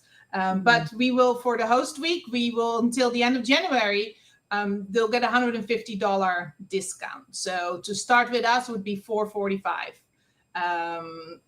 And is it $445? I think so, yeah. And then anybody who is interested in learning what we do, I give an hour free consultation looking at your business, at your brand, because we really are all about the brand. We want everybody to have their own brand. So they don't sell under Travel Resources Group. They can, but we really want people to start having their own brands on their Travel Resources Group. I think that's where the strength is. Put your own personality in it and your own colors, right? Obviously, I'm all about tulips in the Netherlands. My business card has tulips on it. Oh, I love it. So that's our Host Week special. So a free consultation with me. I have a Calendly. They can book it in, and then $150 off on the startup fee. Oh, well, thank you so much for chatting with us today, Ilya. We'll share a link to the Host Week discounts so they can check out your special. And then we'll also share the link to the Travel Resources Group profile so folks can find out some more information. And thank you for sharing your enthusiasm and your joy and your tulips and all your color, Ilya. We'll chat with you soon. Thank you. Have a great host week. Happy to be here. You too. Bye, Ilya. Well, I'm going to say that Ilya deserves extra points because she brought our very first visual for a game, which is super impressive. And I also saw in the comments down here that the special is extended till the end of March for those that are watching this at a later time. Let's see. Just have to comment on the tulip. She's always incredibly supportive of my obsession. This last year, we planted over 1,000 tulips, hyacinth, and daffy bulbs. So this wraps up our host interviews for today, but tomorrow we'll be back with hosts that accept advisors from the US and Canada. So the Canadians out there are going to be thrilled to have multiple hosts to choose from, but the US hosts as well are going to be just as happy because all of them except for one work with US advisors. So wherever you live, there's lots of great interviews and EDUSPOTS for you tomorrow, so make sure to tune in. And if you've been watching all week, you know that we have our 7-day setup accelerator course, which helps you get your agency set up faster and the support and inspiration that makes it happen for you. So check out our Monday session. We'll put a link in the comments. We'll also put a link to the course landing page where you can learn a little bit more about it. And then we have a host week special on that through mid-February. If you are just joining us now, welcome. The main party is over on YouTube. If you jumped on via Facebook or LinkedIn, come on that way. That's where all the comments are. And just to note that if you missed this morning's coffee spot, all coffee spots going forward are going to be on the live stream. So Monday and Tuesday, if you tuned in, it was a little different. The people that were sponsoring it requested a private Zoom room, so we did that. But Wednesday, Thursday, and Friday are all going to be in the live stream. So if you end up there for Phase tomorrow or Uniglobes on Friday, you are in the right spot. So let's get EDUSPOTting. Our first EDUSPOT is a great way to kick things off because Whitney is a wealth of information about all things DMCs or destination management companies. And this is a really big challenge for a lot of new advisors because it can be a huge time suck to call multiple DMCs and then have to call them back 3 more times with other questions you hadn't thought of, and then only to find out afterwards that you should have asked them this one important question because you would have gone with someone else if you would have known that. So we want to make sure that does not happen to you. Here is a little bit more about Whitney for those that aren't familiar with her.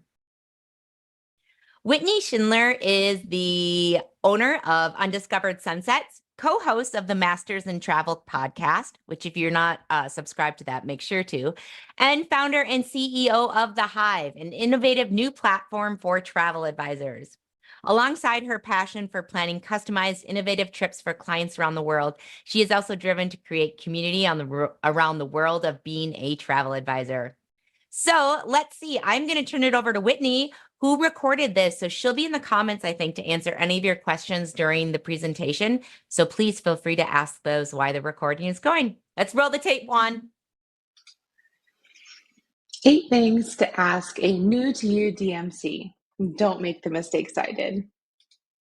Hello, everyone. My name is Whitney Shindelar. I am the owner of a boutique luxury travel agency, Undiscovered Sunsets.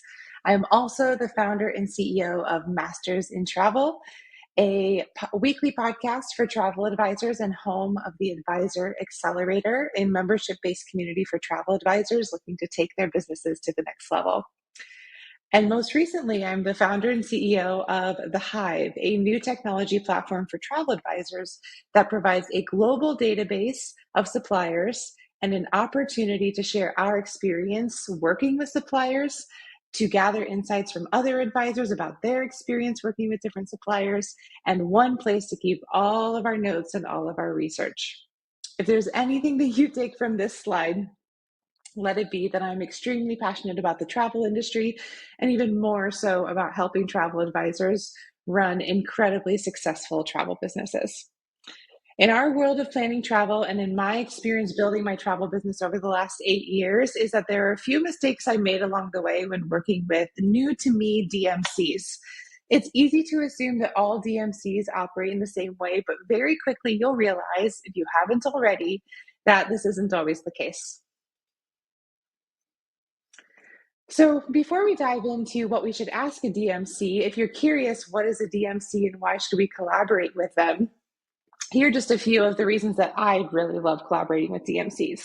Most often I find that they have the best contacts on the ground and they are the most up-to-date on hotels and restaurants and everything in their local area.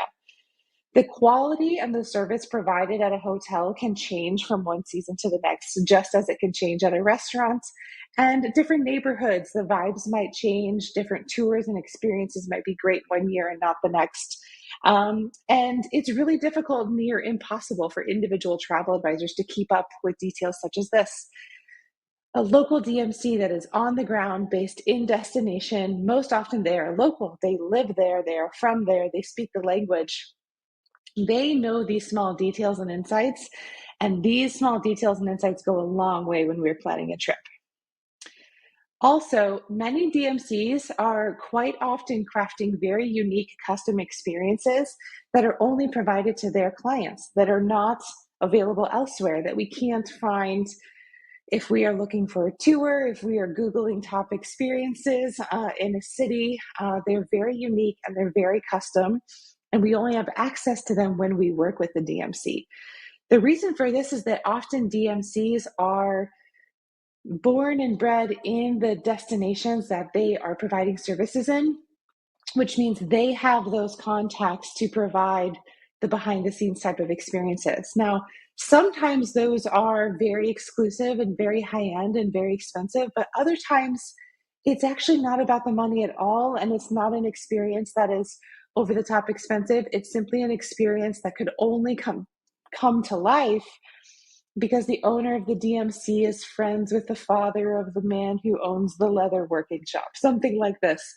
And so this is one of my personal favorite reasons to work with the DMC, is that they are often providing opportunities for us to present to our clients and for our clients to experience that we wouldn't otherwise have available to us. And DMCs, for me, I believe that they should be considered our true on-the-ground partner that has a pulse on everything going on prior to our client's arrival, during their trip, and after they leave. And this connection and this level of service of not just us sitting at home hoping that the trip goes well, but really knowing that someone is there on the ground also tracking their trip and also making sure that everything is going smoothly. This is what can really elevate the service that we provide for our clients and what can elevate our clients' overall experience. You might be wondering, okay, cool, DMCs sound great. Maybe you're already working with DMCs, maybe you're not. How do we source DMCs? How do we vet them and find out all that we need to know about them before we agree to a partnership or a collaboration with them? And how do we collaborate with DMCs in a way that really leads to a wow factor for clients and repeat referral business for us? Because ultimately that's the goal. A fruitful collaboration can never be expected. It should never be expected. It requires intention and due diligence on our part as business owners and as travel advisors. And it also requires equal work and opportunity on the DMC side of them coming to the table with as much interest and everything the same as us. And so it is a true partnership and collaboration, which is why there are a lot of questions we should be asking up front. And that's what we're going to talk about more today.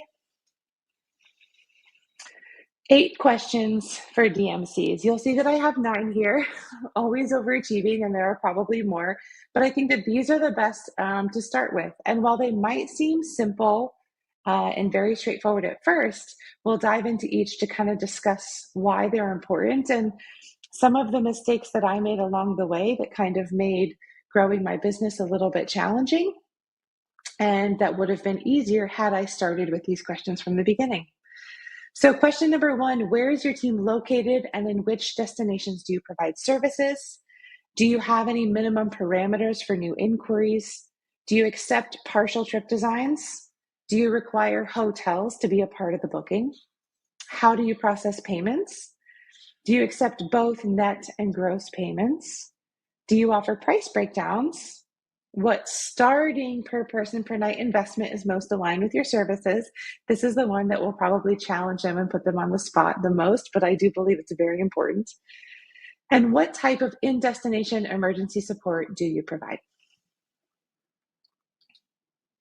So the first question was about where their team is located and which destinations they serve.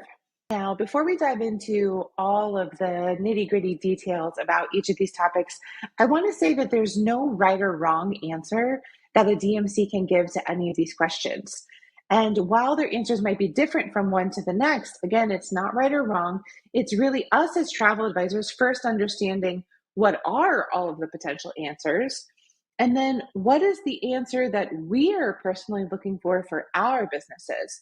Which answer do we feel is most aligned with the business that we are running, the clients that we're working with, and the service that we want to provide?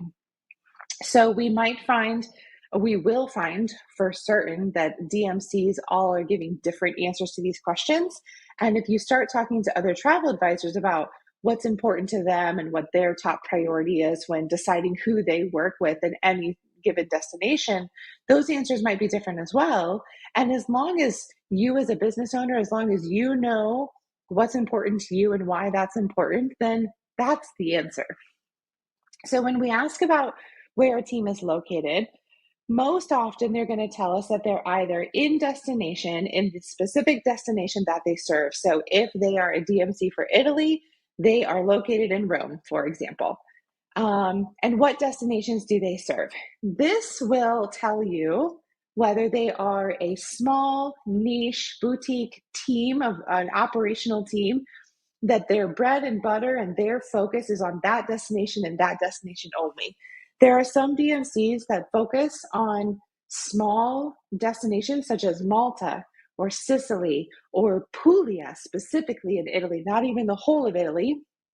And then on the other end of the spectrum, you will find that there are DMCs, which might also be bordering more on the idea of a tour operator, but that's a distinction for another conversation, that they're covering world regions. So you will find many DMCs that will tell you, well, we operate in Italy, Croatia, Greece, and Turkey, for example. And so that's really good to know because that gives you a general sense of the size of their team, but also how many destinations are they operating in and what's keeping them busy. And so if a DMC tells me that they're operating in multiple destinations in a particular region, my next follow-up question for them is, what's your biggest top selling destination? What percentage of your sales are going to each of these destinations? And the reason why I ask that is because I would like to know where the majority of their clients, of our clients, are going, because I would extrapolate that information to assume that if 80%, if you are operating in 4 destinations, for example, if 80% of your business is going to one of those destinations, that's probably where you have the strongest connections, the strongest on the ground knowledge, and probably where you've spent the most research and development time and resources to come up with and design really unique experiences. Versus on the flip side, if only 10% of your business is going to another destination, maybe that's not where you have the strongest connections. This is indeed an assumption that you should ask more follow-up questions to that DMC based on your interest on their answer. The location is also important because some will tell you that they're based on the ground in destination, which is really great for having a pulse on the local happenings. That can also be challenging for communication. So if you're working with any other destination, if you're working with Europe, for example, they're probably anywhere from 7, 8, 9 hours ahead of us. And so we've always got to be thinking about that if we want to hop on a call or when we want to email them. Whereas some DMCs will tell you that they have someone based in the US. So all of this information is really just good to know upfront to help strengthen your collaboration together with them. Do you have any minimum parameters? This is really good to know up front, because then as you're fielding new inquiries from clients, you're going to probably have some DMCs top of mind of who you could potentially reach out to. And if you know that some DMCs have minimum parameters, then you can immediately start deciding, okay, this inquiry is going to be a great fit for this DMC, but this inquiry is not going to be a good fit because they don't meet those minimum parameters that the DMC has. So minimum parameters could be anything, but most often I find that they're related to total investment. So some DMCs are only accepting new inquiries with a $10,000 or a $20,000 investment starting, and then they work up from there.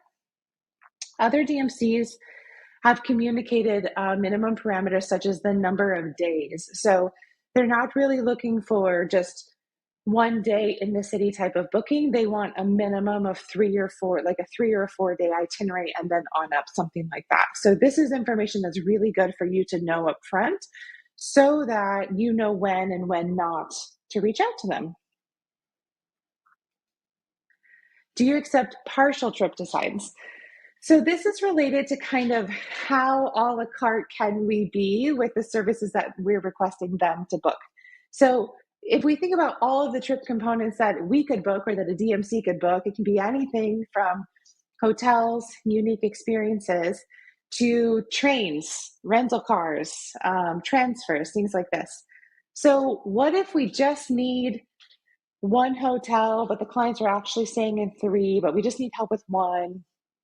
And then we just need help with a couple transfers, and maybe 1 tour here and 1 tour there, but it's not really like a full trip design. Some DMCs are 100% okay with this and others are not.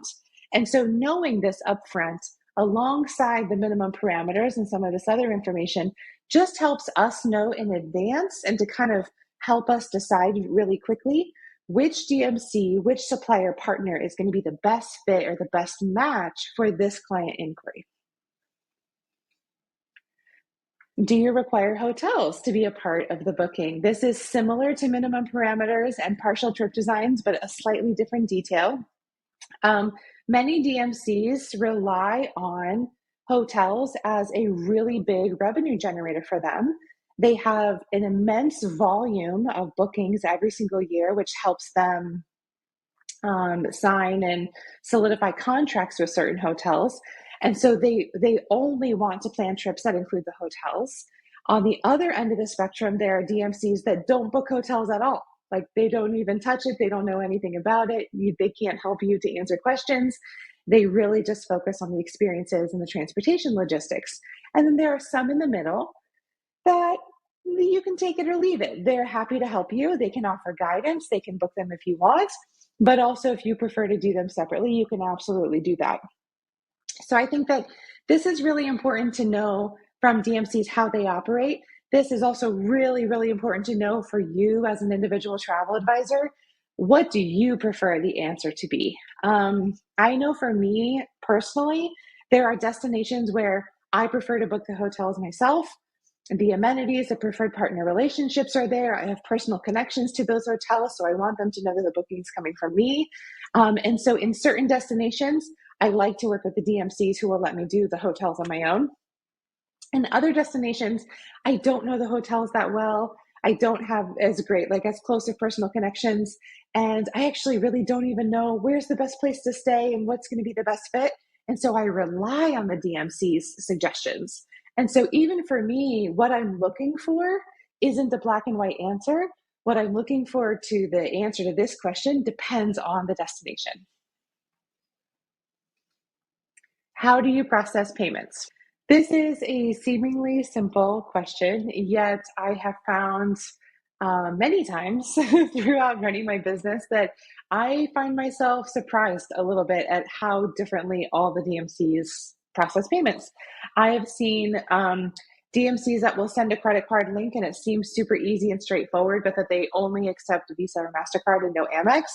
And if you have a client who always uses their American Express, it is when they authorize the payment that comes in, they give us the go ahead, and then we realize it's an Amex, we have to go back to them, ask for a different card.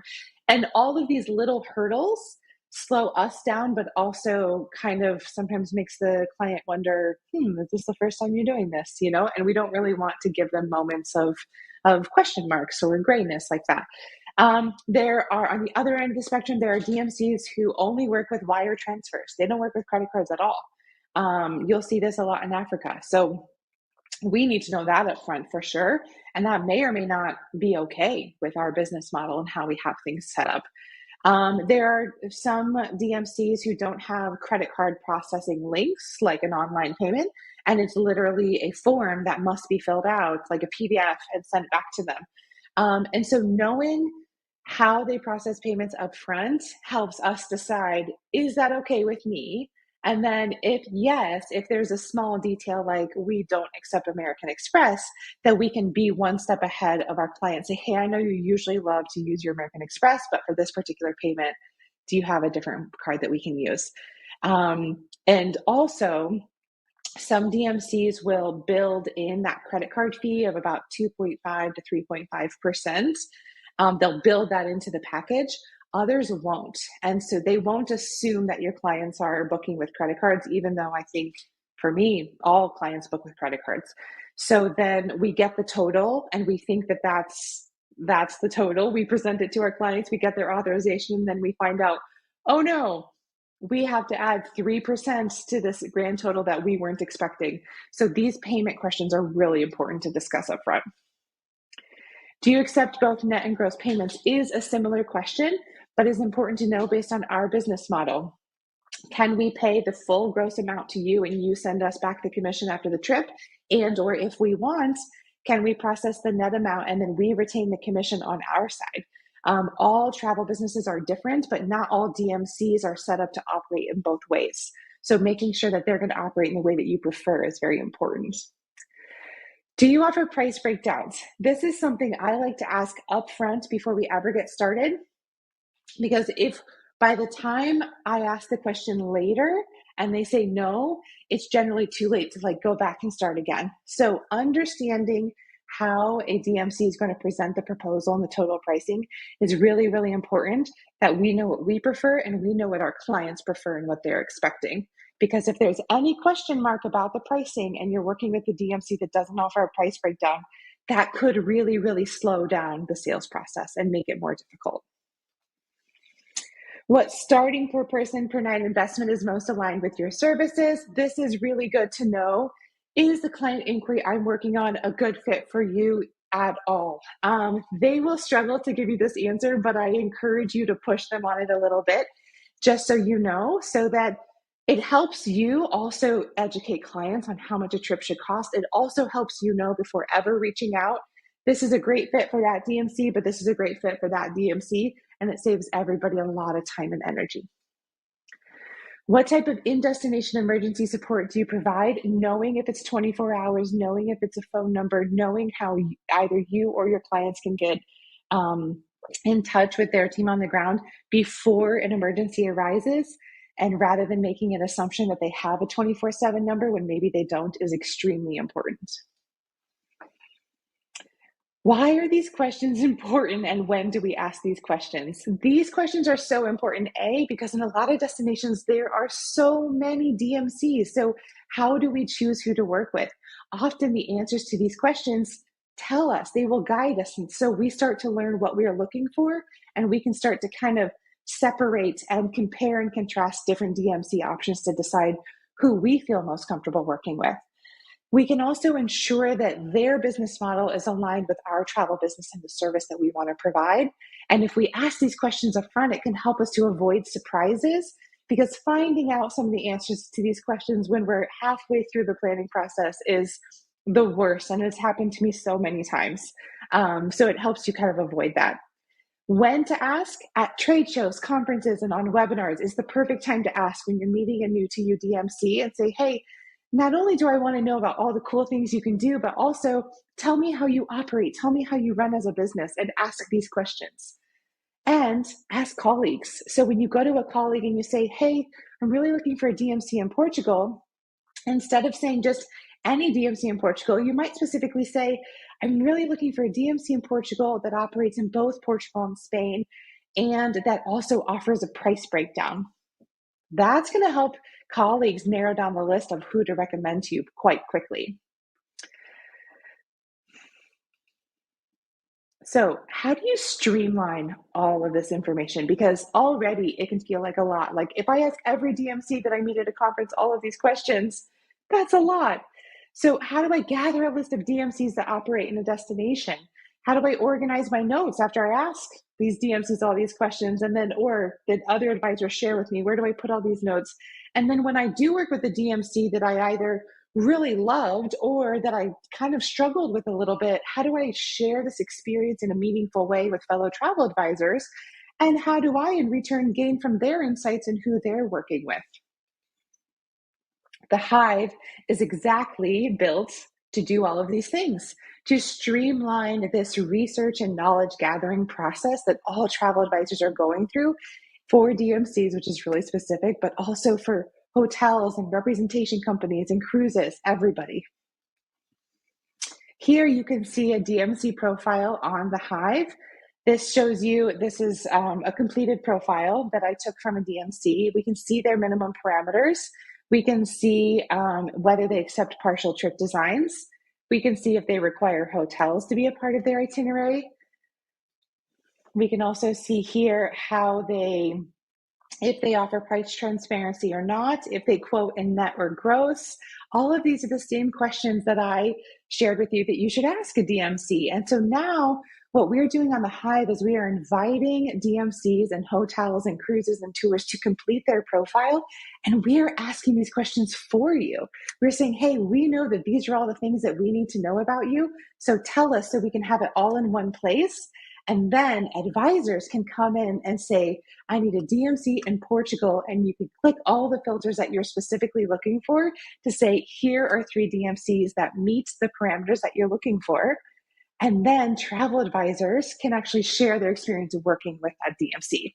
So here is a rating that I shared about this particular DMC in Sicily that I was working with. And overall, it was a fabulous experience, and I will absolutely work with them again in the future. But I did have an opportunity to share a couple moments here that weren't 10 out of 10. And so I gave a 9 out of 10 in destination experience with a few extra details of why. And so this is what the Hive is all about. And it came from my previous 8 years of not asking the right questions, not knowing what questions to ask, and then finally figuring out, these are the questions I want to know, but I want to know about them, about all the DMCs. And then I want to share my feedback with other advisors. And I also want to know other advisors' feedback on the companies that they're working with. When you ask the detailed questions up front and share openly about your experiences with fellow travel advisors, this leads to developing a client experience that is irresistible for clients and will lead to developing a repeat referral rate close to 100% to support your thriving business. Thank you, everyone, for your time. Be sure to visit the Host Week promotions page for a special offer that I have just for you to check out the Hive, and come find me on Instagram at Masters in Travel and at thehive.travel. Thank you. Thank you so much, Whitney, for sharing your knowledge. I know there's a lot of love. Thank you for being in the comments as well. If you are watching the recorded version of this, there are live comments that go with it. You'll be able to see them if you're watching them on desktop, but if you're on mobile, you need to switch something on in order to see those. But thank you for that Host Week special as well. It allows you to try out a trial of the Hive, and the project that Whitney has undertaken with that to gather all of that information is insane. And it'd be great if you could all check it out. So hopefully you have been enjoying all the education here at Host Week. It is a week of fun and education. And if you're just hopping on, make sure that you are registered for the event so that you can get the updates that we have. So for instance, like when our feed dropped today. So we will drop the registration link in the comments. The other thing to mention, and this is because I found myself with this problem earlier today, even though I've been warning people about this all week, is if you're watching live and you're finding the comments aren't aligning with what you're actually watching, use the scroll bar on the bottom, the red play bar, and scroll it all the way to the right, and it should take care of it for you. So next up, we have Christine Hardenberger, who is going to show us how to get our reel making on, which I need help with. So here's a little bit about her from her bio. Hi, I'm Christine Hardenberger, a seasoned agent with 15 years in the travel game, and I'm also the owner of Modern Travel Professionals. They had a webinar on Monday, I think, if you want to check it out. My goal is to be the mentor who's got your back, helping agents unleash their full potential. I've been there, done that, and now I'm all about sharing the secrets to success. Christine will be doing Q&As after this, so make sure to drop any questions in the comments that you might have for her, because we will bring, this is a live one, and we will bring her up so that we can watch them. So welcome, Christine. Hey, Steph, thanks so much for having me back. Oh, great to see you again. Hope everything's going well the last few days. Yeah, super busy, but that's always good. So it's awesome. Excellent. Well, let's turn it over to you, because I really seriously do need to know how to do Reels. This is super easy. So this is a great hack for anybody who's new to Reels or who wants kind of a stash of Reels so that they can post more consistently. It doesn't require any filming. It doesn't require you to have your face on screen. And you can do 30 or more in, well, I'm going to do them in under 15 minutes. I timed this earlier today and it was like 13 minutes. So it's super, super easy. You're going to, well, before I start, this is going to work best for anything that you can kind of make a list of, like tips and tricks or fun facts or, you know, something along those lines. That's what this is really intended for. Something that's kind of, I don't want to say repetitive, but something that you can make a list of. And you're just going to need three things: a Canva account, a ChatGPT account, and a good vertical picture of yourself, preferably in whatever destination you specialize in. So if you're a cruise specialist, you on a cruise ship. If you're an all-inclusive specialist, some palm trees, whatever, but a good vertical picture. So let's dive in. It's super easy. And hopefully you're seeing my Canva right now. You're going to go to Canva and you're just going to search for Instagram Reel. Whoops, if you can spell reel, it's helpful. Okay, and then you're going to choose the one that has the little Instagram icon, because that one, if you scroll down a bit after it loads, here we go, is going to give you the option to create a blank Instagram Reel, and that's what you want. So click on Create a Blank Instagram Reel. And then here's where you're going to use that awesome vertical picture of yourself. I have a bunch of pictures uploaded because I use Canva all the time. So I am going to steal this one of myself at sandals. And you want to go ahead and drag it so that it becomes the background, just like that. Now, if you need to adjust the positioning, just go ahead and double click on that. Sometimes you'll have to, there you go. And then you can move it to the left or the right or up or down or whatever. So get that where you want it. Then you're going to go over here to elements and shapes, and you're just going to grab a square. Just click it. It's going to plop it in the middle. Don't worry about what color it is. We're going to deal with that. And then I stretch this out to cover most of the picture. This is going to be where your text goes. So we're basically creating a background for that so that the text doesn't get lost in the picture. Then you're going to go up to whatever color showed up on your thing is orange. Click on that. And now it should bring up the photo colors, and it's pulling colors out of the photograph. I want something that is pretty muted, something close to the background. So I'm going to choose this gray. And then you're going to go up here. Sorry, I've got my Zoom people over there. Up here to the little checkerboard, which is your transparency. And you're going to lower that down to usually about 50 is good.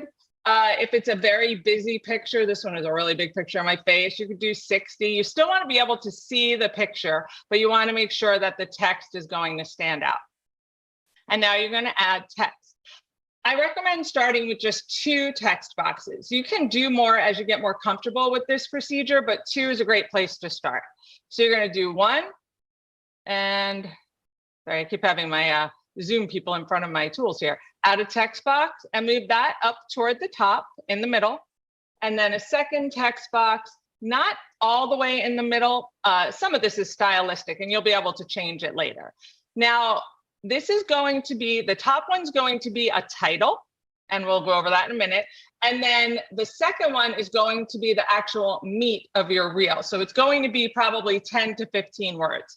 So I do recommend taking a little time here now, because whatever you do here now is going to be what's on every reel. So take some time, and I'm going to do it real quick, but take some time to make it as big as you like it.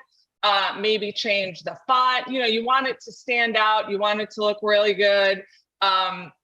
So that I'm going to use that for my title.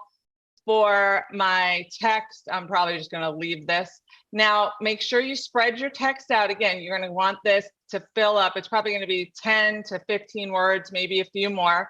And make it, again, remember, you're going to be on most people's mobile devices, so make it a pretty good size. This is did 48. You can always adjust this stuff later. And as you get comfortable with this process, you'll kind of know what your go-tos are. But for now, this is good enough, close enough for government work. Now you're going to go over to ChatGPT and you're going to do two things. First of all, you need to come up with a title for this. Like I said, it works great for tips, tricks. So you might say Tuesday cruise tips or my favorite sandals tips. The more hooky, the better. I'm going to go super simple for this and come up with I'm just going to use Tuesday tips. And you're going to ask ChatGPT to simply write that phrase 30 times. And I know that seems weird, but trust me on this one. So just say, write the phrase Tuesday tips 30 times and hit, and it should just do it 30 times. Great, that's exactly what you want. Now you're going to ask it to write whatever it is you are doing. So let's say you're going to be doing cruise tips. You might do ChatGPT generate 30 cruise tips for first-time cruisers. Let's go with that one. That's lovely. Generate 30 tips for first-time cruisers.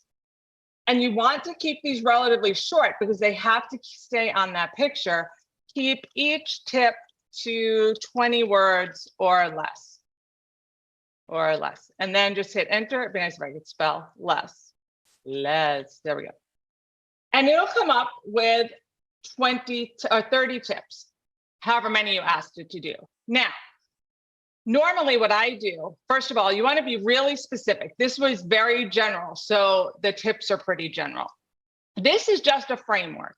Go ahead and copy these and paste them into a Google Doc or a Word doc and adjust them. You might want to add more. You might find that one of these is, like it says, follow dress code. Well, what does that mean? You might be like, make sure men pack long pants for, restaurants with the dress code.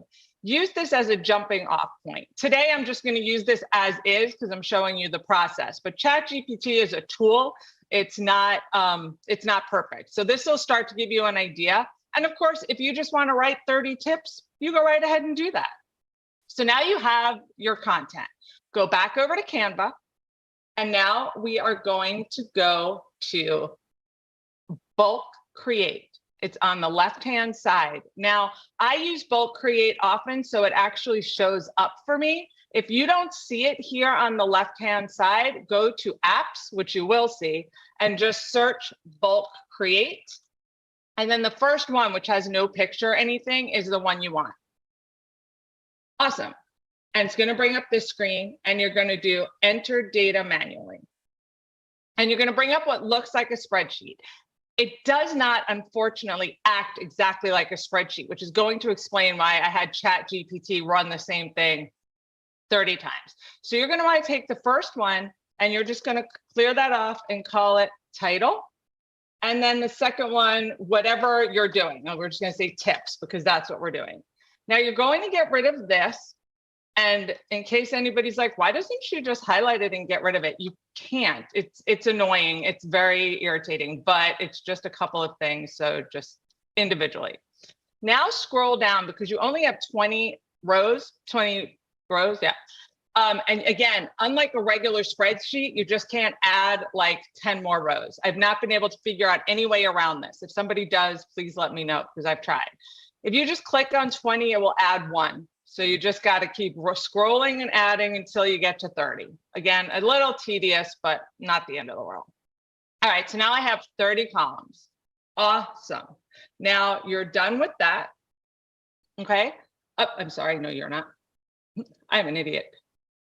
Let me go back to where I was. We're done setting it up. Now you're going to go back to ChatGPT. And the first thing you're going to do is copy all those things that say Tuesday tips or whatever your tips are.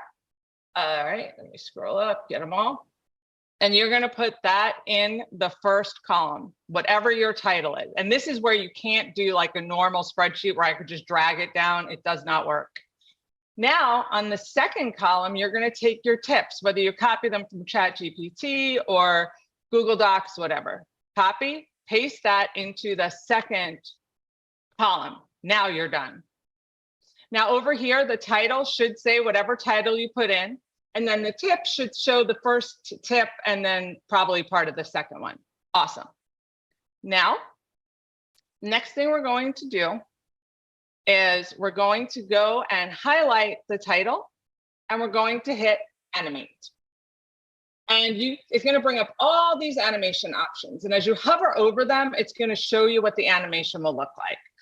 Go ahead and choose one for your paragraph, your title, and choose one for your text. They can be the same, they can be different. This is pure preference. I usually choose 2 different ones, but whatever. Great, so now you're done with that and just click anywhere on the screen and it'll bring you back here. Now we're going to connect those 2 columns to your prepared picture. Highlight that first column, first text box, and right click on it and go to connect data. And it's going to show you the title that you gave those 2 columns. So this is your title text box. So you're going to connect that there. Just click it. Now you're going to highlight the second one, right click, connect to data, and that is your tips. All right, then hit continue. And it will show you the first column is what your first column was. And the second column is all the different tips or whatever you generated. And now here's where the magic happens. Just click generate 30 designs. And it is going to create 30 reels for you. And the reason it's a reel is because you animated that text. Because you animated that text, now it's a video. So when you hit play, it brings it on. And now you can see here, my text is a little small. So the next time I do it, again, play around with this. Once you get your sort of go-to sizing, I make a note of that and keep it. But because it's animated, it's a reel. One thing to note too, this only works with a photograph. It does not work with a video. I forgot to say that at the beginning, but you have to use a photograph. The real part is because it's animated. Then you just hit share, download, and it gives you the option to download the pages as separate files, which is what you want. And it is going to download 30 5-second reels for you. And you're done. That's it. And you can do this as many times as you want. You can actually do this for other kinds of posts. Where I chose Instagram Reel in that first post, you could choose Facebook post and do a bunch of still posts that have a tip, a trick, whatever. Obviously, you wouldn't animate the text, but all the rest of it is the same. You could do Instagram posts the same way. Bulk creation allows you to create a ton of whatever super easily. But if you're new to Reels, or if you just want something you can post every Tuesday, you download these 30 files, 40, 50, you can do as many as you want. And then you can just schedule them using your social media scheduler to go out every Tuesday. And now you have Reels, which are super important these days, and you're being consistent, which is even more important. And you didn't have to dance, you didn't have to talk on camera, and it's super easy to do with and you can use both the free version of Canva and ChatGPT. They work fine. So there you go. And I don't remember where I am time-wise, but it should be under my 15 minutes. If anybody has any questions or thoughts about this, because it's like my favorite reel hack ever. That's we were seeing a lot of hearts, and we've got an exploding brain, lots of exploding brains in here. So thank you, Christine. You are most welcome. If you have questions, drop them in the comments. I know there's one from Jackie saying, I thought this was supposed to be the data-driven growth session. And Jackie, we had... That's not me. No, that's not. We did have the data-driven growth one, except for we had a big technical glitch this afternoon where we had to go on to another stream. So we're running a little bit behind, but Mary and I will jump on in a little bit to kind of touch base on that. So question from Jennifer Rogers, Christine, can we schedule these in Instagram to automate them? Yeah, absolutely. You can schedule them on Instagram, Facebook. I use a scheduler called Metricool, which is metric, OOL, and you can schedule to everything it's free, and you can schedule to everything all at once. Facebook, Instagram, TikTok, YouTube Shorts, one click, Pinterest. It's awesome. Nice, nice. And then there's just a lot of people super excited about this, Christine. So thank you. Good. I'm glad. It's when I learned this trick and then I taught it to my agents and I sort of had the same reaction. People were like, that's fantastic. I do a lot of reels, but a lot of people are intimidated by them. And this is super easy. Yeah, I think this is a great way to get it done. And Canva is so user friendly. So exactly. Excellent. Well, I think that's all we have for questions. I don't see anything else in there. So if we haven't already, Judy, Metricool is the scheduling software for social media that Christine said she uses, right? Yes, it's a free platform. Like most platforms, there's also a paid version, but the free version is really robust. And it's the one I use because you can hit everything all at once. Because if you're going to make it, you might as well put it wherever you can. Yeah, I'm going to have to check that out. I haven't heard of Metricool. So yeah, I learned about it on social media. Social media strategist. And it's really great. And again, very user friendly. We got another question that came in. So can we create reels for, all these are coming in. Can we create reels for Facebook on Canva as well? This particular, but Instagram reel, when you choose that, that's just the format. You can use this as is on Instagram, Facebook, TikTok, or YouTube Shorts. It's the perfect size for any of those. Instagram reel is just the size format that you want for reels overall. Okay. And then I think I heard you say that Metricool does all the social media platforms. Is that correct? Yeah, just about all of them. Okay. All the major ones for sure.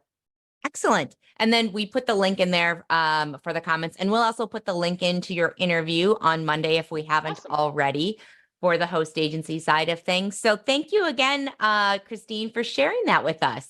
You are most welcome. I hope everybody finds it super useful. Excellent, excellent. Well, next up, we have myself and Mary going over some of the data points from our reports. And if you're not familiar with our reports, there's something that's super cool. If you haven't already signed up for our survey reminders, please make sure to do that. We'll put the link in the comments because our surveys, if you take the survey, you get the reports for free. And the wealth of information that you get from that is well worth I think it usually takes 5 minutes, maybe to 8 minutes for someone to fill out the survey. So let's see, I think Mary might be in the green room. And if she is, we can bring her forward. Hey there, great to see you. Hello. Well, so we are running, as I mentioned earlier, behind today due to some major technical issues, which is a really sweet way of saying we had a technological apocalypse going on in the back end. Hopefully you didn't pick up on that, but due to the issues, we want to try to keep things on schedule. So because Mary and I are the most flexible of everyone else that's on here, we are going to do a quick overview of what our session will be on, and then we're going to set up a separate webinar to go over it outside of Host Week so that we can stay on schedule. And if, while we talk about this, if Abby and Rita, you can pop into the comments and put the link for registering for the webinar, as well as the date and the time in the comments, that'd be awesome. And all this was happening in the background after our technological apocalypse. I mean, we're busy back here. So, Mary, let's chat about the session we were going to do and now aren't going to do, so people can get an idea of why they should be signing up for this webinar.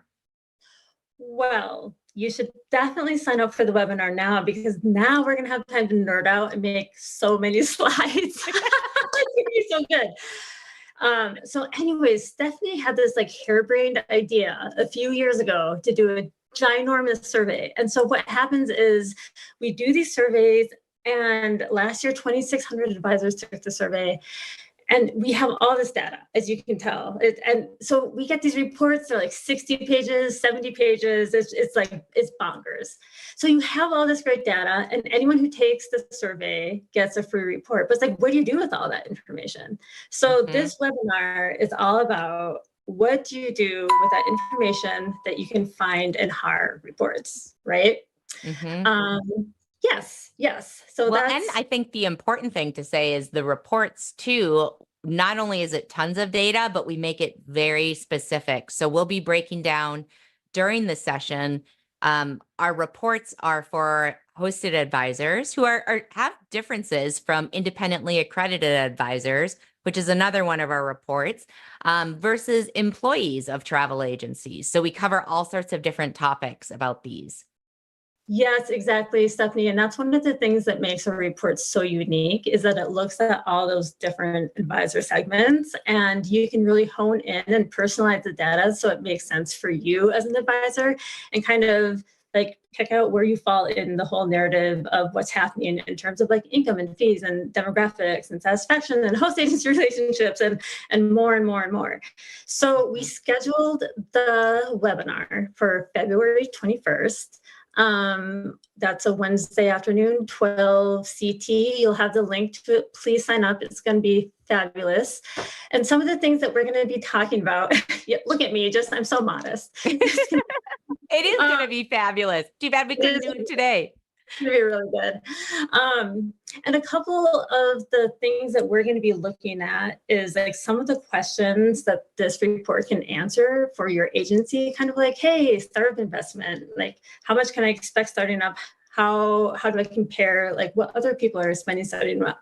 Income expectations, goal setting, how much income can I expect? What do I need to do to hit these goals?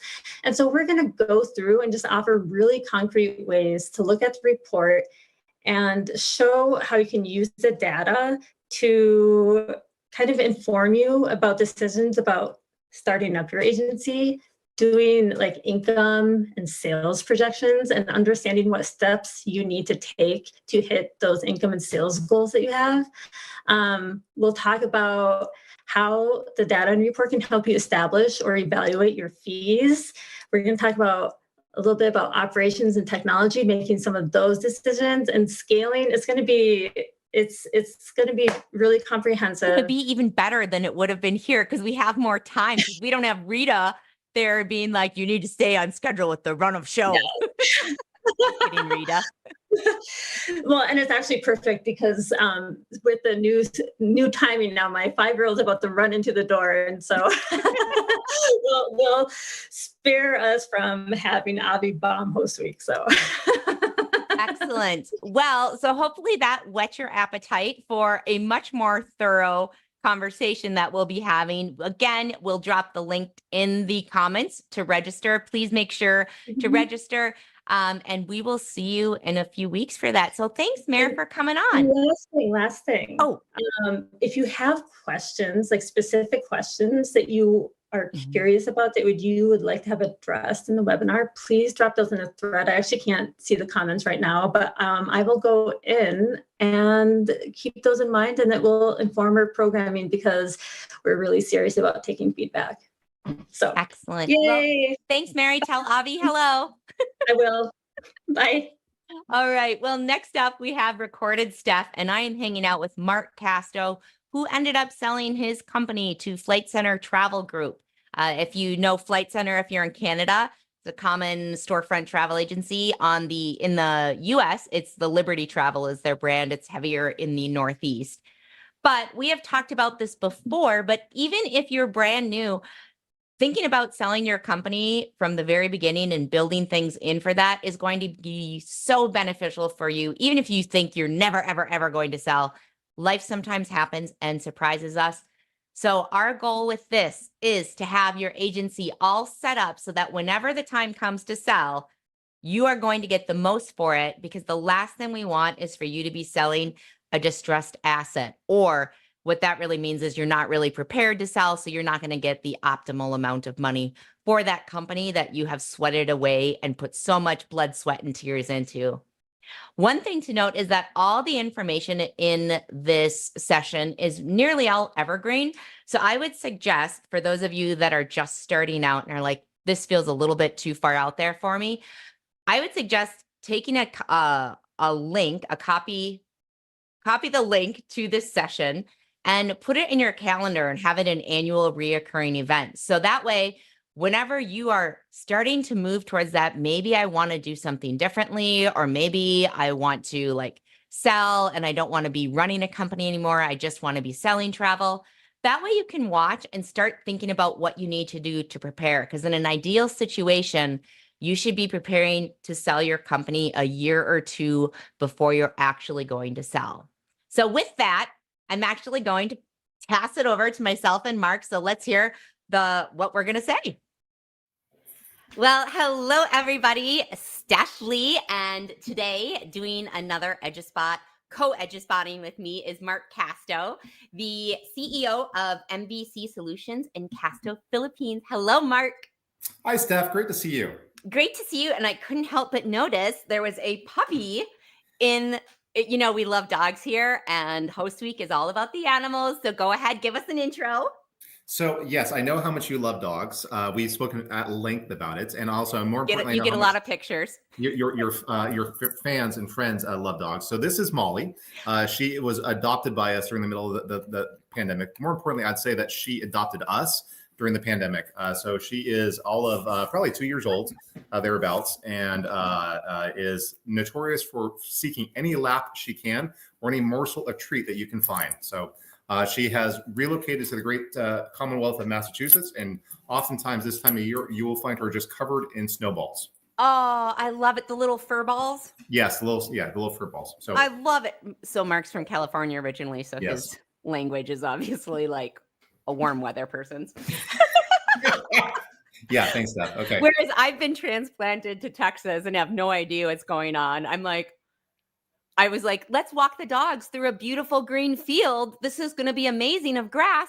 And then they're all like, they can't walk because there's these sand burrs or something there. Burrs. Yeah, like goat head spurs and things of that nature. Yeah. It's in like very thin grass, and they hurt. So I was going to introduce my dogs and have them jump up, but apparently they're, does anyone want to try? Come here. Up. Oh, do you want to come up? This is Benny. So sweet. Oh, Ryan, up.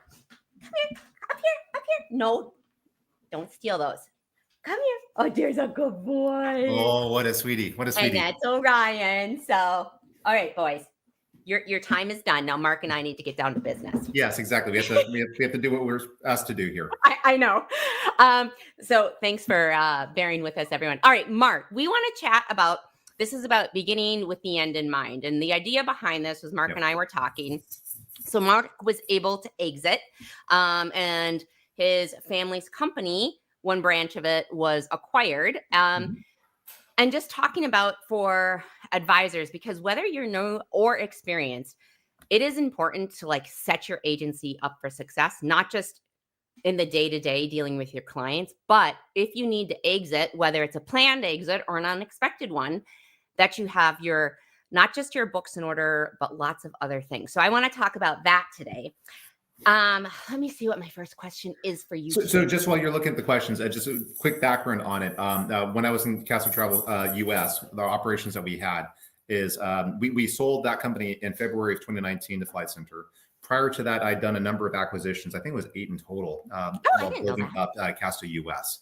Largely firms based within the Western region of US forward. So combination experiences both on acquiring as well as being acquired. Boy, did I ever choose the right person. Okay. So, thank goodness, everybody.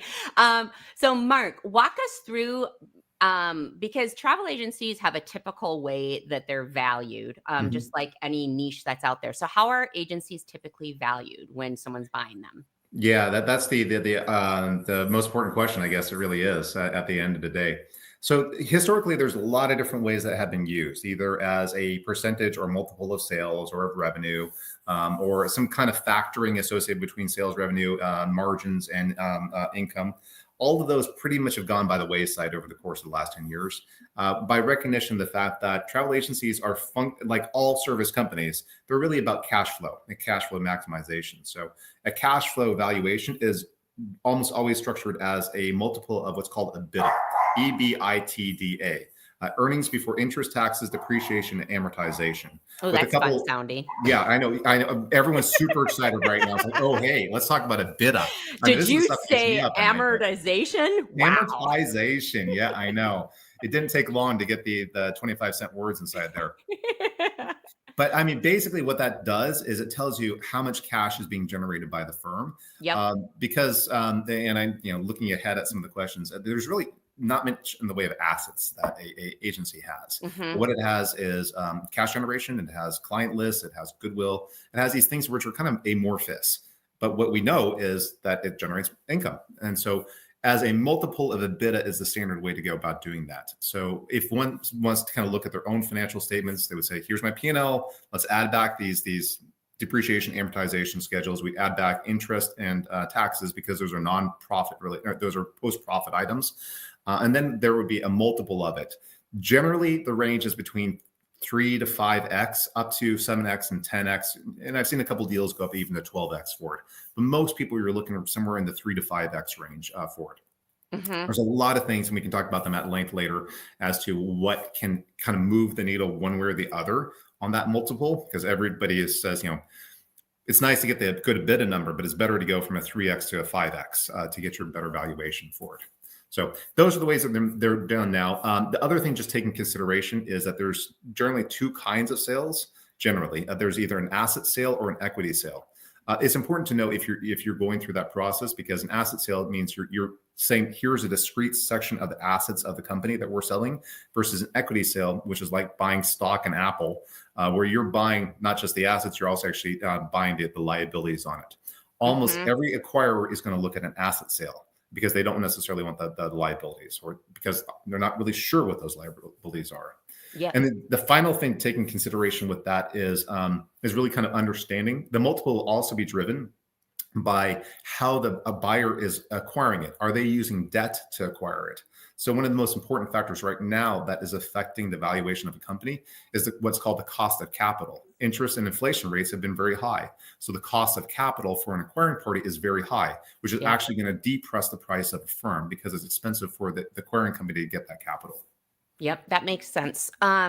So I know that was a lot of information for people. Yeah. Remember, this is recorded. You don't know what a P&L is, a profit and loss. You don't know what amortization is. Don't worry, you can rewind, look things up on Google. So, or just look on ChatGPT and it'll tell you all this stuff anyway. That's true. And might throw in some hallucinations every now and again too. Yes, it will. So when someone is looking, like when you were looking to buy some agencies and acquire them, what are like 3 key factors that people are looking for? If you can narrow it down to 3. 3 is really hard for me because you can go a little more. I might go a little bit more because I like the color outside of the lines of the boxes. I was terrible in kindergarten. So obviously the first is really kind of the P&L, the EBITDA, the cash flow. That's a given. Client relationships are obviously important, and either if it's on the corporate sales side, what are kind of contracts you have with your clients? Do you have contracts with your clients? On the independent contractor side, what are the terms associated with it? Are they marketable? Those contracts, or are you operating under market for those? Would always be a concern. Understanding what markets the company is a part of. Are they heavily focused on small and medium enterprises? Do they have some global accounts? Do they work in the luxury segment? And then how does, using myself as an example as a buyer, how does that fit with my own needs for what I'm trying to solve for by an acquisition? So that's a really important one. Same thing with brand. Are they a recognizable company? And that's worth something. People like Coke versus Pepsi. What is the value of that? Who knows? But it's definitely worth something. Actually, you can ask them; they tell you. But honestly, probably the most important one, the very much the most important one for me, would be the talent of the staff and the willingness of the staff to engage. I've had deals that have been great. I've had deals that have gone completely sour.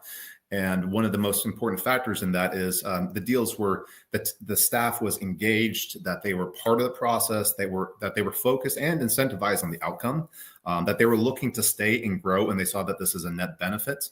Those deals go great. the terms will haggle them out, but those are the ones that are going to go well. The ones where the staff is disengaged, or that they already are printing out their resumes because they have suspicion something might be happening, or they're likely going to leave or retire. Those are the deals that tend to fall apart pretty quickly. Mm-hmm. So for this next question, I know it might be a little bit difficult to explain, but what are the challenges that agency owners face when they're getting ready to exit? Because how can they set themselves up for success when they're preparing to sell by preparing now? Because even if selling isn't on your radar, you never ideally want to be selling because you have to. Like, you want to be able to have a couple years to clean up your books, do all sorts of things. So what kind of challenges are out there? Steph, that's a great one. A distressed asset you never should try to find yourself in a place of selling in a distressed capacity. That's the worst outcome for any entrepreneur. And we all know examples of that. All of us have seen that take place, unfortunately. And every company should always be thinking, what's the exit in mind? Even if it never comes to fruition, there should always be some plan on it. So three kind of things for me. First is honestly the psychological component towards it. Every owner should understand why they might want to sell. And that could be, just coming with some examples, it might be because they want to retire. So the goal there would be maximizing financial return. It could also be that they're looking to get an outside partner to come in on a minority or even a majority basis, provide some capital to the firm to help grow. Well, then you're looking for a partner who is going to be working with you and gives you access to something you don't have beforehand. Or it might be an intergenerational transfer. It's from a mother to a daughter. Well, then that's going to be approached an entirely different valuation process as well too. So really understanding the rationale behind it is going to affect the outcome. So psychological is probably the most important one. Second is going to be financial. So many times I've seen situations where the books are just in a terrible state, where literally the books are not in balance. That's accounting 101. The books must be in balance. And if they don't, you don't close the books. And I've seen them where you go back years and they've never been in balance. Nobody knows what is going on. A financial house is completely out of order. Likewise, it's very, very common for people to mix personal assets with corporate assets. So if you're ever thinking about looking down that road to sell, you've got to separate those two. Those are church and state. The corporate account is not the personal piggy bank account. And that can't be overlap between the two. And likewise, anybody who's making these kind of transactions, they need to understand their finances. Our industry is very, very commonly owner-operator run. So the best operator is the one who owns the company. They're the one who founded the company, but they may not necessarily have the financial acumen to understand how the P&L actually works or how the bookkeeping entries are. Well, if you're thinking about selling, you're going to have to educate yourself on that. And that means working with your accountants for it. And then finally, honestly, expectations is probably a big one. I mean, I'm a parent. I have two lovely, lovely ladies. And I think that they are the prettiest, they're the smartest, they're the most talented of any other children that's ever existed in the entirety of the world. Other parents have told me that they think theirs are somehow better than mine. I don't understand how that's possible, the case. Same story with businesses. All of us think that we should be acquired by Warren Buffett at JP Morgan valuations. So one way to kind of address that is bring an outside evaluator to kind of do an assessment of the firm to really give you a sense is, okay, maybe I need to scale down my expectations on it. But also the real benefit, honestly, for that is by bringing somebody in from the outside to do an evaluation. It mimics the process of what's called due diligence of what the buyer is going to be asking for. And so you kind of get a little trial run, a little practice run of what the process is of selling. And it is absolutely a process. So those are some of the things I would take in consideration: the psychological, the financial, some expectations. The other things, just kind of a cat's grab bag of it, is to line up your accountants and your lawyers beforehand. You don't want to be walking in at the end of the day having that first term sheet and don't know who your lawyer is. You're well behind the eight ball on that one there. If you can bring in an accountant to do a review of your statements or even a compilation of your statements, you don't even need a full audit, but just some other party to say, hey, these make sense. And then also identify who likely buyers are. If you're going to sell your services, you should probably be approaching the same way you sell your services as you would be selling your company. Who's the likely suitors? What's of interest towards them? Have a book to be able to prepare to them in advance. So I'm going to go a little off script here, Marc, because I'm curious when you were talking about getting a outside source to evaluate things. Would you recommend working with a broker then during that? Because there's the travel advisor or travel agency brokers that are out there. What are your thoughts on that? That's a weighty question here. Thank you. Yeah, no, that's a good one. That's a good one because no matter how I answer this question, I'm going to get a few phone calls. My personal experience is that there's some really good brokers out there. There legitimately are some really good brokers out there. There's some really crappy ones as well too. And I'm not going to say who's who in it. That's your own personal experience on it. I believe personally that ours is such a tight-knit industry that you can find and solve a lot of these problems on your own. And you probably should have all that knowledge anyway about how your operations work. Brokers do provide a tremendous advantage of allowing you to continue to focus on your operations while they conduct themselves as a part of the sale and help connecting the dots. That is definitely valuable, extremely valuable for it.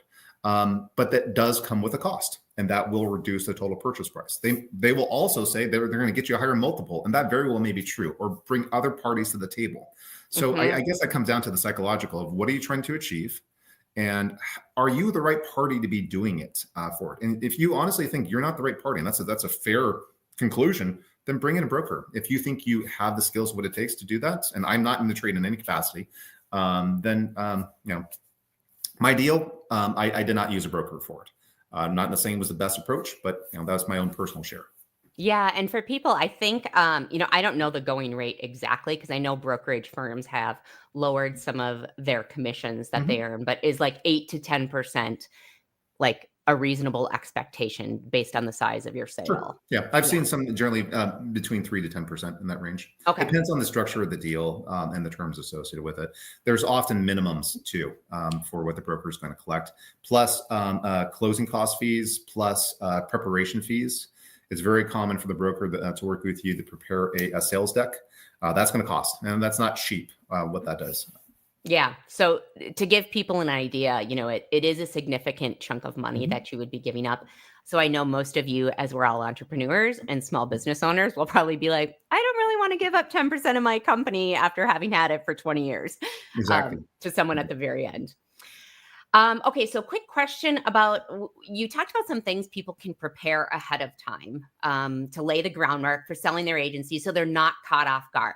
But life happens and people are caught off guard. So if there's unexpected circumstances that come up where you have to sell or transition to the next generation a lot sooner than anticipated, is there anything else people should be doing beside what you mentioned before? Sure. So in addition to as mentioned before, first would probably be understanding whether or not the next generation actually wants to be involved. Super important. Great. I know, right? And also, should they be involved? And this kind of goes back to that prior comment of maybe the kids are not the best person to be running the firm. And we all know lots of firms where that's a possibility, and it may not be the best decision. Maybe it's a key stakeholder within the firm, either as a caretaker or as ultimately an internal sale for that. So, having a real hard conversation with oneself and also with family members in this case, because it can be a source of great deal of anguish within a family. Why one person versus another? Yeah. Why does one sibling get the fairer treatment for it? You know what else I've also seen with the multi-generational families is there isn't the infrastructure in place to transfer it down. So there's a lot of knowledge that the parent has gained through the years, but it's not written down anywhere. And so this transfer of knowledge doesn't really happen, or it makes it so like for the next 15 years, you're still asking questions. So having that written down so that there's some kind of standard operating procedures on things can be really helpful, whether it's intergenerational or to someone else. So. Oh, Steph, you're absolutely right. And honestly, that applies in any kind of sale, frankly. A good due diligence will try to identify all of the operating procedures, because you never necessarily know whether the owner is going to stick around. Yeah. You don't want to be calling them up afterwards and saying, hey, what's the password to the bank account? Yep. That kind of stuff. Yeah, exactly. So financial health, obviously.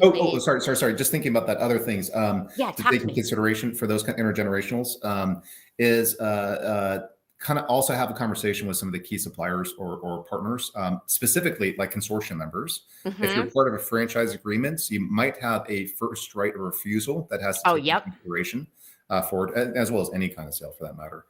Second is talking to landlords. Any change of control is probably going to be something that they need to be apprised of in advance. As well as your GDSs. Again, change of controls factors into a lot of those contracts as well too, or any large CRM systems for it. And frankly, oftentimes those three parties in particular can be great assets in assisting in the process as well too. Yes. Yeah. When my parents' company sold, I can't remember if there was a first right of a refusal with their consortium, but the consortium was very helpful for working things out. So great tips. Thank you. All right. Next question. Yes. So the financial health. Okay, bring it, Steph. Let's do this. I know. This is going to be a good one. The financial health plays a key role in the context of an exit. So when an agency owner has decided they're preparing to sell, what financial metrics should they focus on so they can maximize? Is it their EBITDA, so that they can get the most for their sales price? Yeah, so EBITDA is going to be the number one factor on it, but there's other things that are really, really important as well that can help influence that multiple. It might take you from a 2x to a 5x or more. So one of them would be, for example, client concentration. If two of your clients represent 50% more of your business, you're going to get downgraded for it. But if you're able to show that you have a lot of clients in a lot of different markets, so you're not in a position of threat of one of them leaves, that's going to help increase the multiple for it. Other would be supplier concentrations. If you mostly work with 2 or 3 suppliers, and by the way, one of those suppliers might be going bankrupt, that's going to decrease your multiple.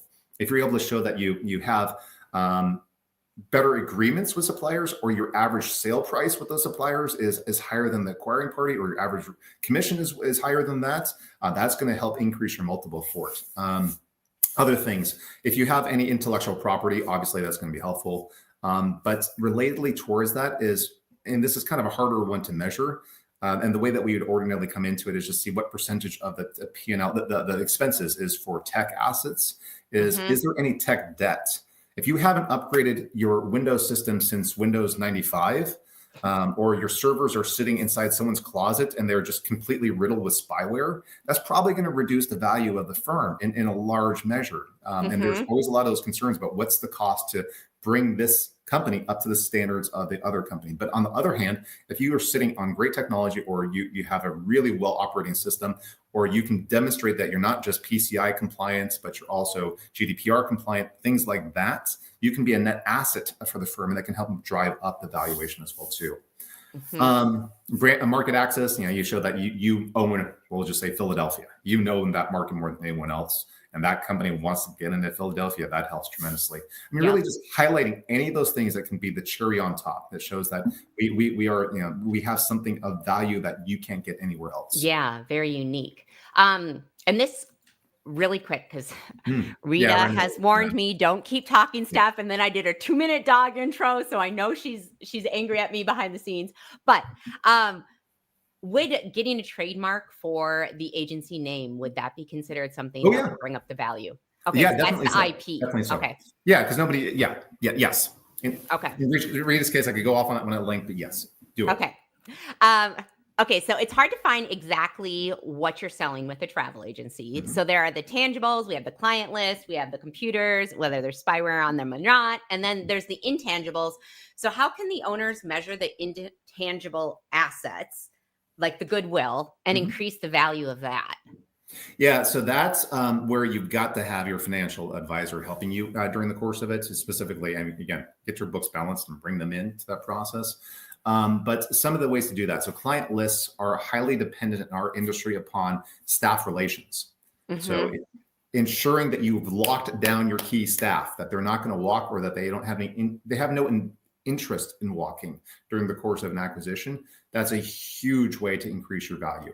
I had one deal that went sour because I did not recognize that 30% of the business was tied to one specific individual.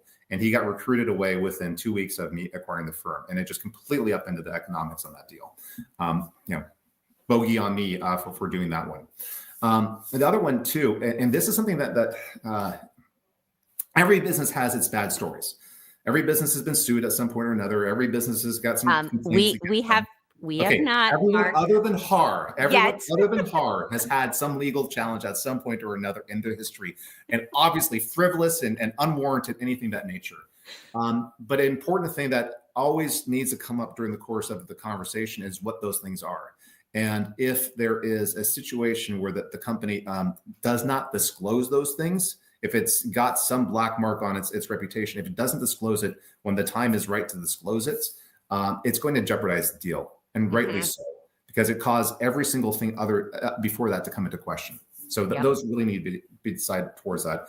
Final point though, since we're talking client list, is at the point of execution of any kind of deal is always have a confidentiality agreement already in place. It just allows for a much more seamless transaction. Perfect. Thank you. Last question. And I think this is a big one. It's the last question. But I think it's actually the one people prepare the least for. So there's still a lot of things to do after the sale goes through. You've made it through the due diligence, all of these things. What should owners plan for from after the sale, from the agency standpoint, that they still need to do? So this one is, most people, I don't think, and again, me personally being on both sides of the equation, knowing a lot of folk who have done so, is not fully appreciating how emotionally exhausting it is. It is, I remember when I did my deal, when I closed, I made all my phone calls to clients, I let all employees know, we signed all the documentations. I hadn't slept for basically a week. And I literally fell over on my desk and passed out, not like drunk. I just passed out from exhaustion at my desk and slept there for about an hour and a half before I recognized even what happened. And it took me a long time just to go through the sheer anguish of oh my God, how much work has been done to just get to that point. The process of selling a company can be exhilarating. It's exciting. It's nerve-wracking. It's traumatizing. It's everything that you built up to that moment, and now it's no longer yours. So one challenge that I've always seen is CEOs make the worst employees, myself included. CEOs are some of the worst employees. And so having a real honest conversation with the company, with family, with staff, with clients, with yourself, are you going to stick around? And should you be the one? Yeah, should you is the question. Yeah. In some cases, yes, shouldn't. Well, okay. So with my parents' selling of the agency, and I know when we've talked too, there's an emotional component that, so what are some things that can be done to deal with the emotional changes that come after you've sold? A support network is so critical on that one there. Family, pastor, friends, shrink, dogs. Whatever it takes. Dogs, God, have dogs. Dogs are better than cats. Let's be very honest. I know you and I very much agree on this one here. I know. I'm sorry, everyone in the audience. Yeah, I know all the cat lovers who are watching this have got a huge downvote on this one for that point. But dogs really, really, really help. And honestly, I don't know, part of it is thinking about, hey, what's my next chapter? I closed one chapter, but that means there's still a lot of chapters left in this story that happens to be the life. So we'll start working on the next chapter for it. Having a support network is so critical, though. Yeah. I was part of an organization that was for entrepreneurs who share business practices on a monthly basis. And for me, that was one of my great assets is to be able to reach out to people who are in different industries who have gone through similar kind of things. Yeah. And I have 3 dogs. That's fantastic. One thing I'll add to that too is before we close out, and I'm sorry, Rita, we're so over. But I will say that I think people get so tied to their company that their whole livelihood is tied to that. I think it's important to remember your company is just a shell. The name of it is just a shell. Your legacy is not your company. Your legacy is because in 100 years from now, no one's going to remember your company's name most likely, but the legacy that you leave is the impact you've had on the people, whether it be your employees and your customers. And that is something that, there's going to be changes after you sell your company. And that's just the way life is. But that has nothing to do with your legacy. Your legacy has already been left on those people. And that's the most important thing. So very well said. Only correction I would have is if I am alive 100 years from now, I'll absolutely remember HAR. Oh, thank you so much. That's so sweet. That's a perfect way to end things. I hope you're not alive in 100 years from now because your body will be very decrepit. Oh, great. Thanks, Steph. Already calling for my death. Wow. harsh. Well, thank you so much for joining us, Marc. This was so insightful. Hopefully, those of you that are tuning in, whether you're new or experienced, can use this to start building the framework so that you can exit and earn the most amount you can for your agency. So thanks again, Marc. Cheers. Take care. Bye. Wow, I have really put my foot in my mouth a few times today with my recorded segments. Who says, I hope you're not alive in 100 years? Anyhow, it is official, everybody. We are halfway through Host Week. It has been so exciting. But I know that these are also long days for all of you that are tuning in. So thank you for sharing some of your valuable time with us. And a big hello to Jeremy with G Adventures in the comments for sponsoring the previous segment. We hope that by attending Host Week that you're going to become a better travel advisor and a better business person. So we'd love to hear how today went for all of you. I hope it's been living up to your expectations so far. Oh, I've seen some hearts in the comments. Yay. So anyhow, like I said earlier today, Host Week has totally exceeded our expectations. I think we're at 2,800 registrants. So thank you all for coming along for this crazy ride and all the technological explosions that we've been experiencing. And to think we still have 2 full days to come. So let me break down for you really quickly what we have on the schedule tomorrow. So we started off with our coffee. Actually, it's our cafe spot, which it's sponsored by Faye, and AJ, who's going to be hosting it, came up with that little fancy cafe spot. And then we have Lindsay Epperly with the one thing to know about facing adversity. You'll also want to make sure to tune in right away tomorrow, because if you're a fan of the South High Band, they'll be playing in the morning with a new song. And then for our keynote tomorrow, we have one on sustainability with Anne de Jong. And then we move in to our consortia and host interviews with Ensemble, Travel Edge, Direct Travel, Incentive Connection Travel, Nexion Travel Group Canada, Travel Leaders 365, and Independent by Flight Center. And again, a great day for both Canadian and U.S.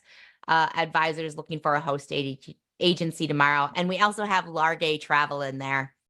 And then for our EDUSPOTS tomorrow, so we're going to be talking some finance stuff. So if you listen to that last session on selling your company, you know how important it is to have a good financial infrastructure in place. So tune in for Stephanie Cannon when she does From Manual to Magic, leveraging tech as a part of your financial routine. Then I'm really excited for this next one with Patrick Reynolds. He was a NASCAR pit crew person who moved NASCAR people around and ended up becoming a travel advisor. So he's going to share some of his stories. And then Mimi Lichtenstein is going to do newsletters, cultivating your ideal client with 3 simple steps. So again, if you aren't registered yet, make sure to go to hostagencyreviews.com/hostweek so you can get tomorrow's email with the link on where we are streaming, as well as the agenda. Thank you all for joining us today. We will be back again tomorrow at 12 p.m. Central Time, ready to, 11 Central Time for the coffee spot. So join us for that. On behalf of the HAR team, please enjoy some music from the South High Band again.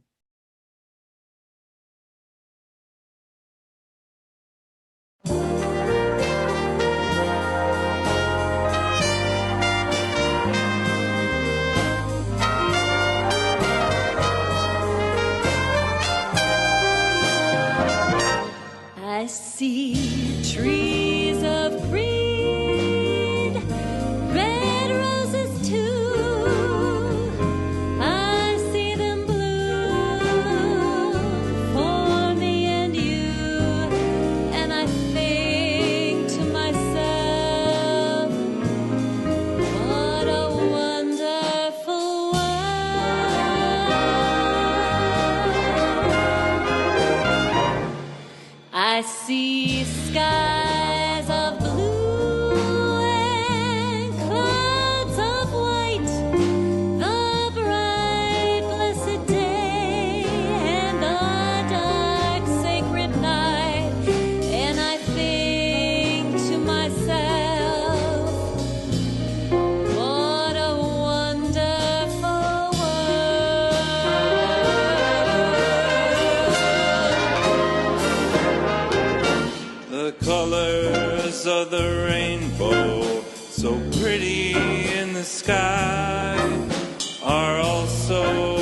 on the faces of people going by. I see friends shaking hands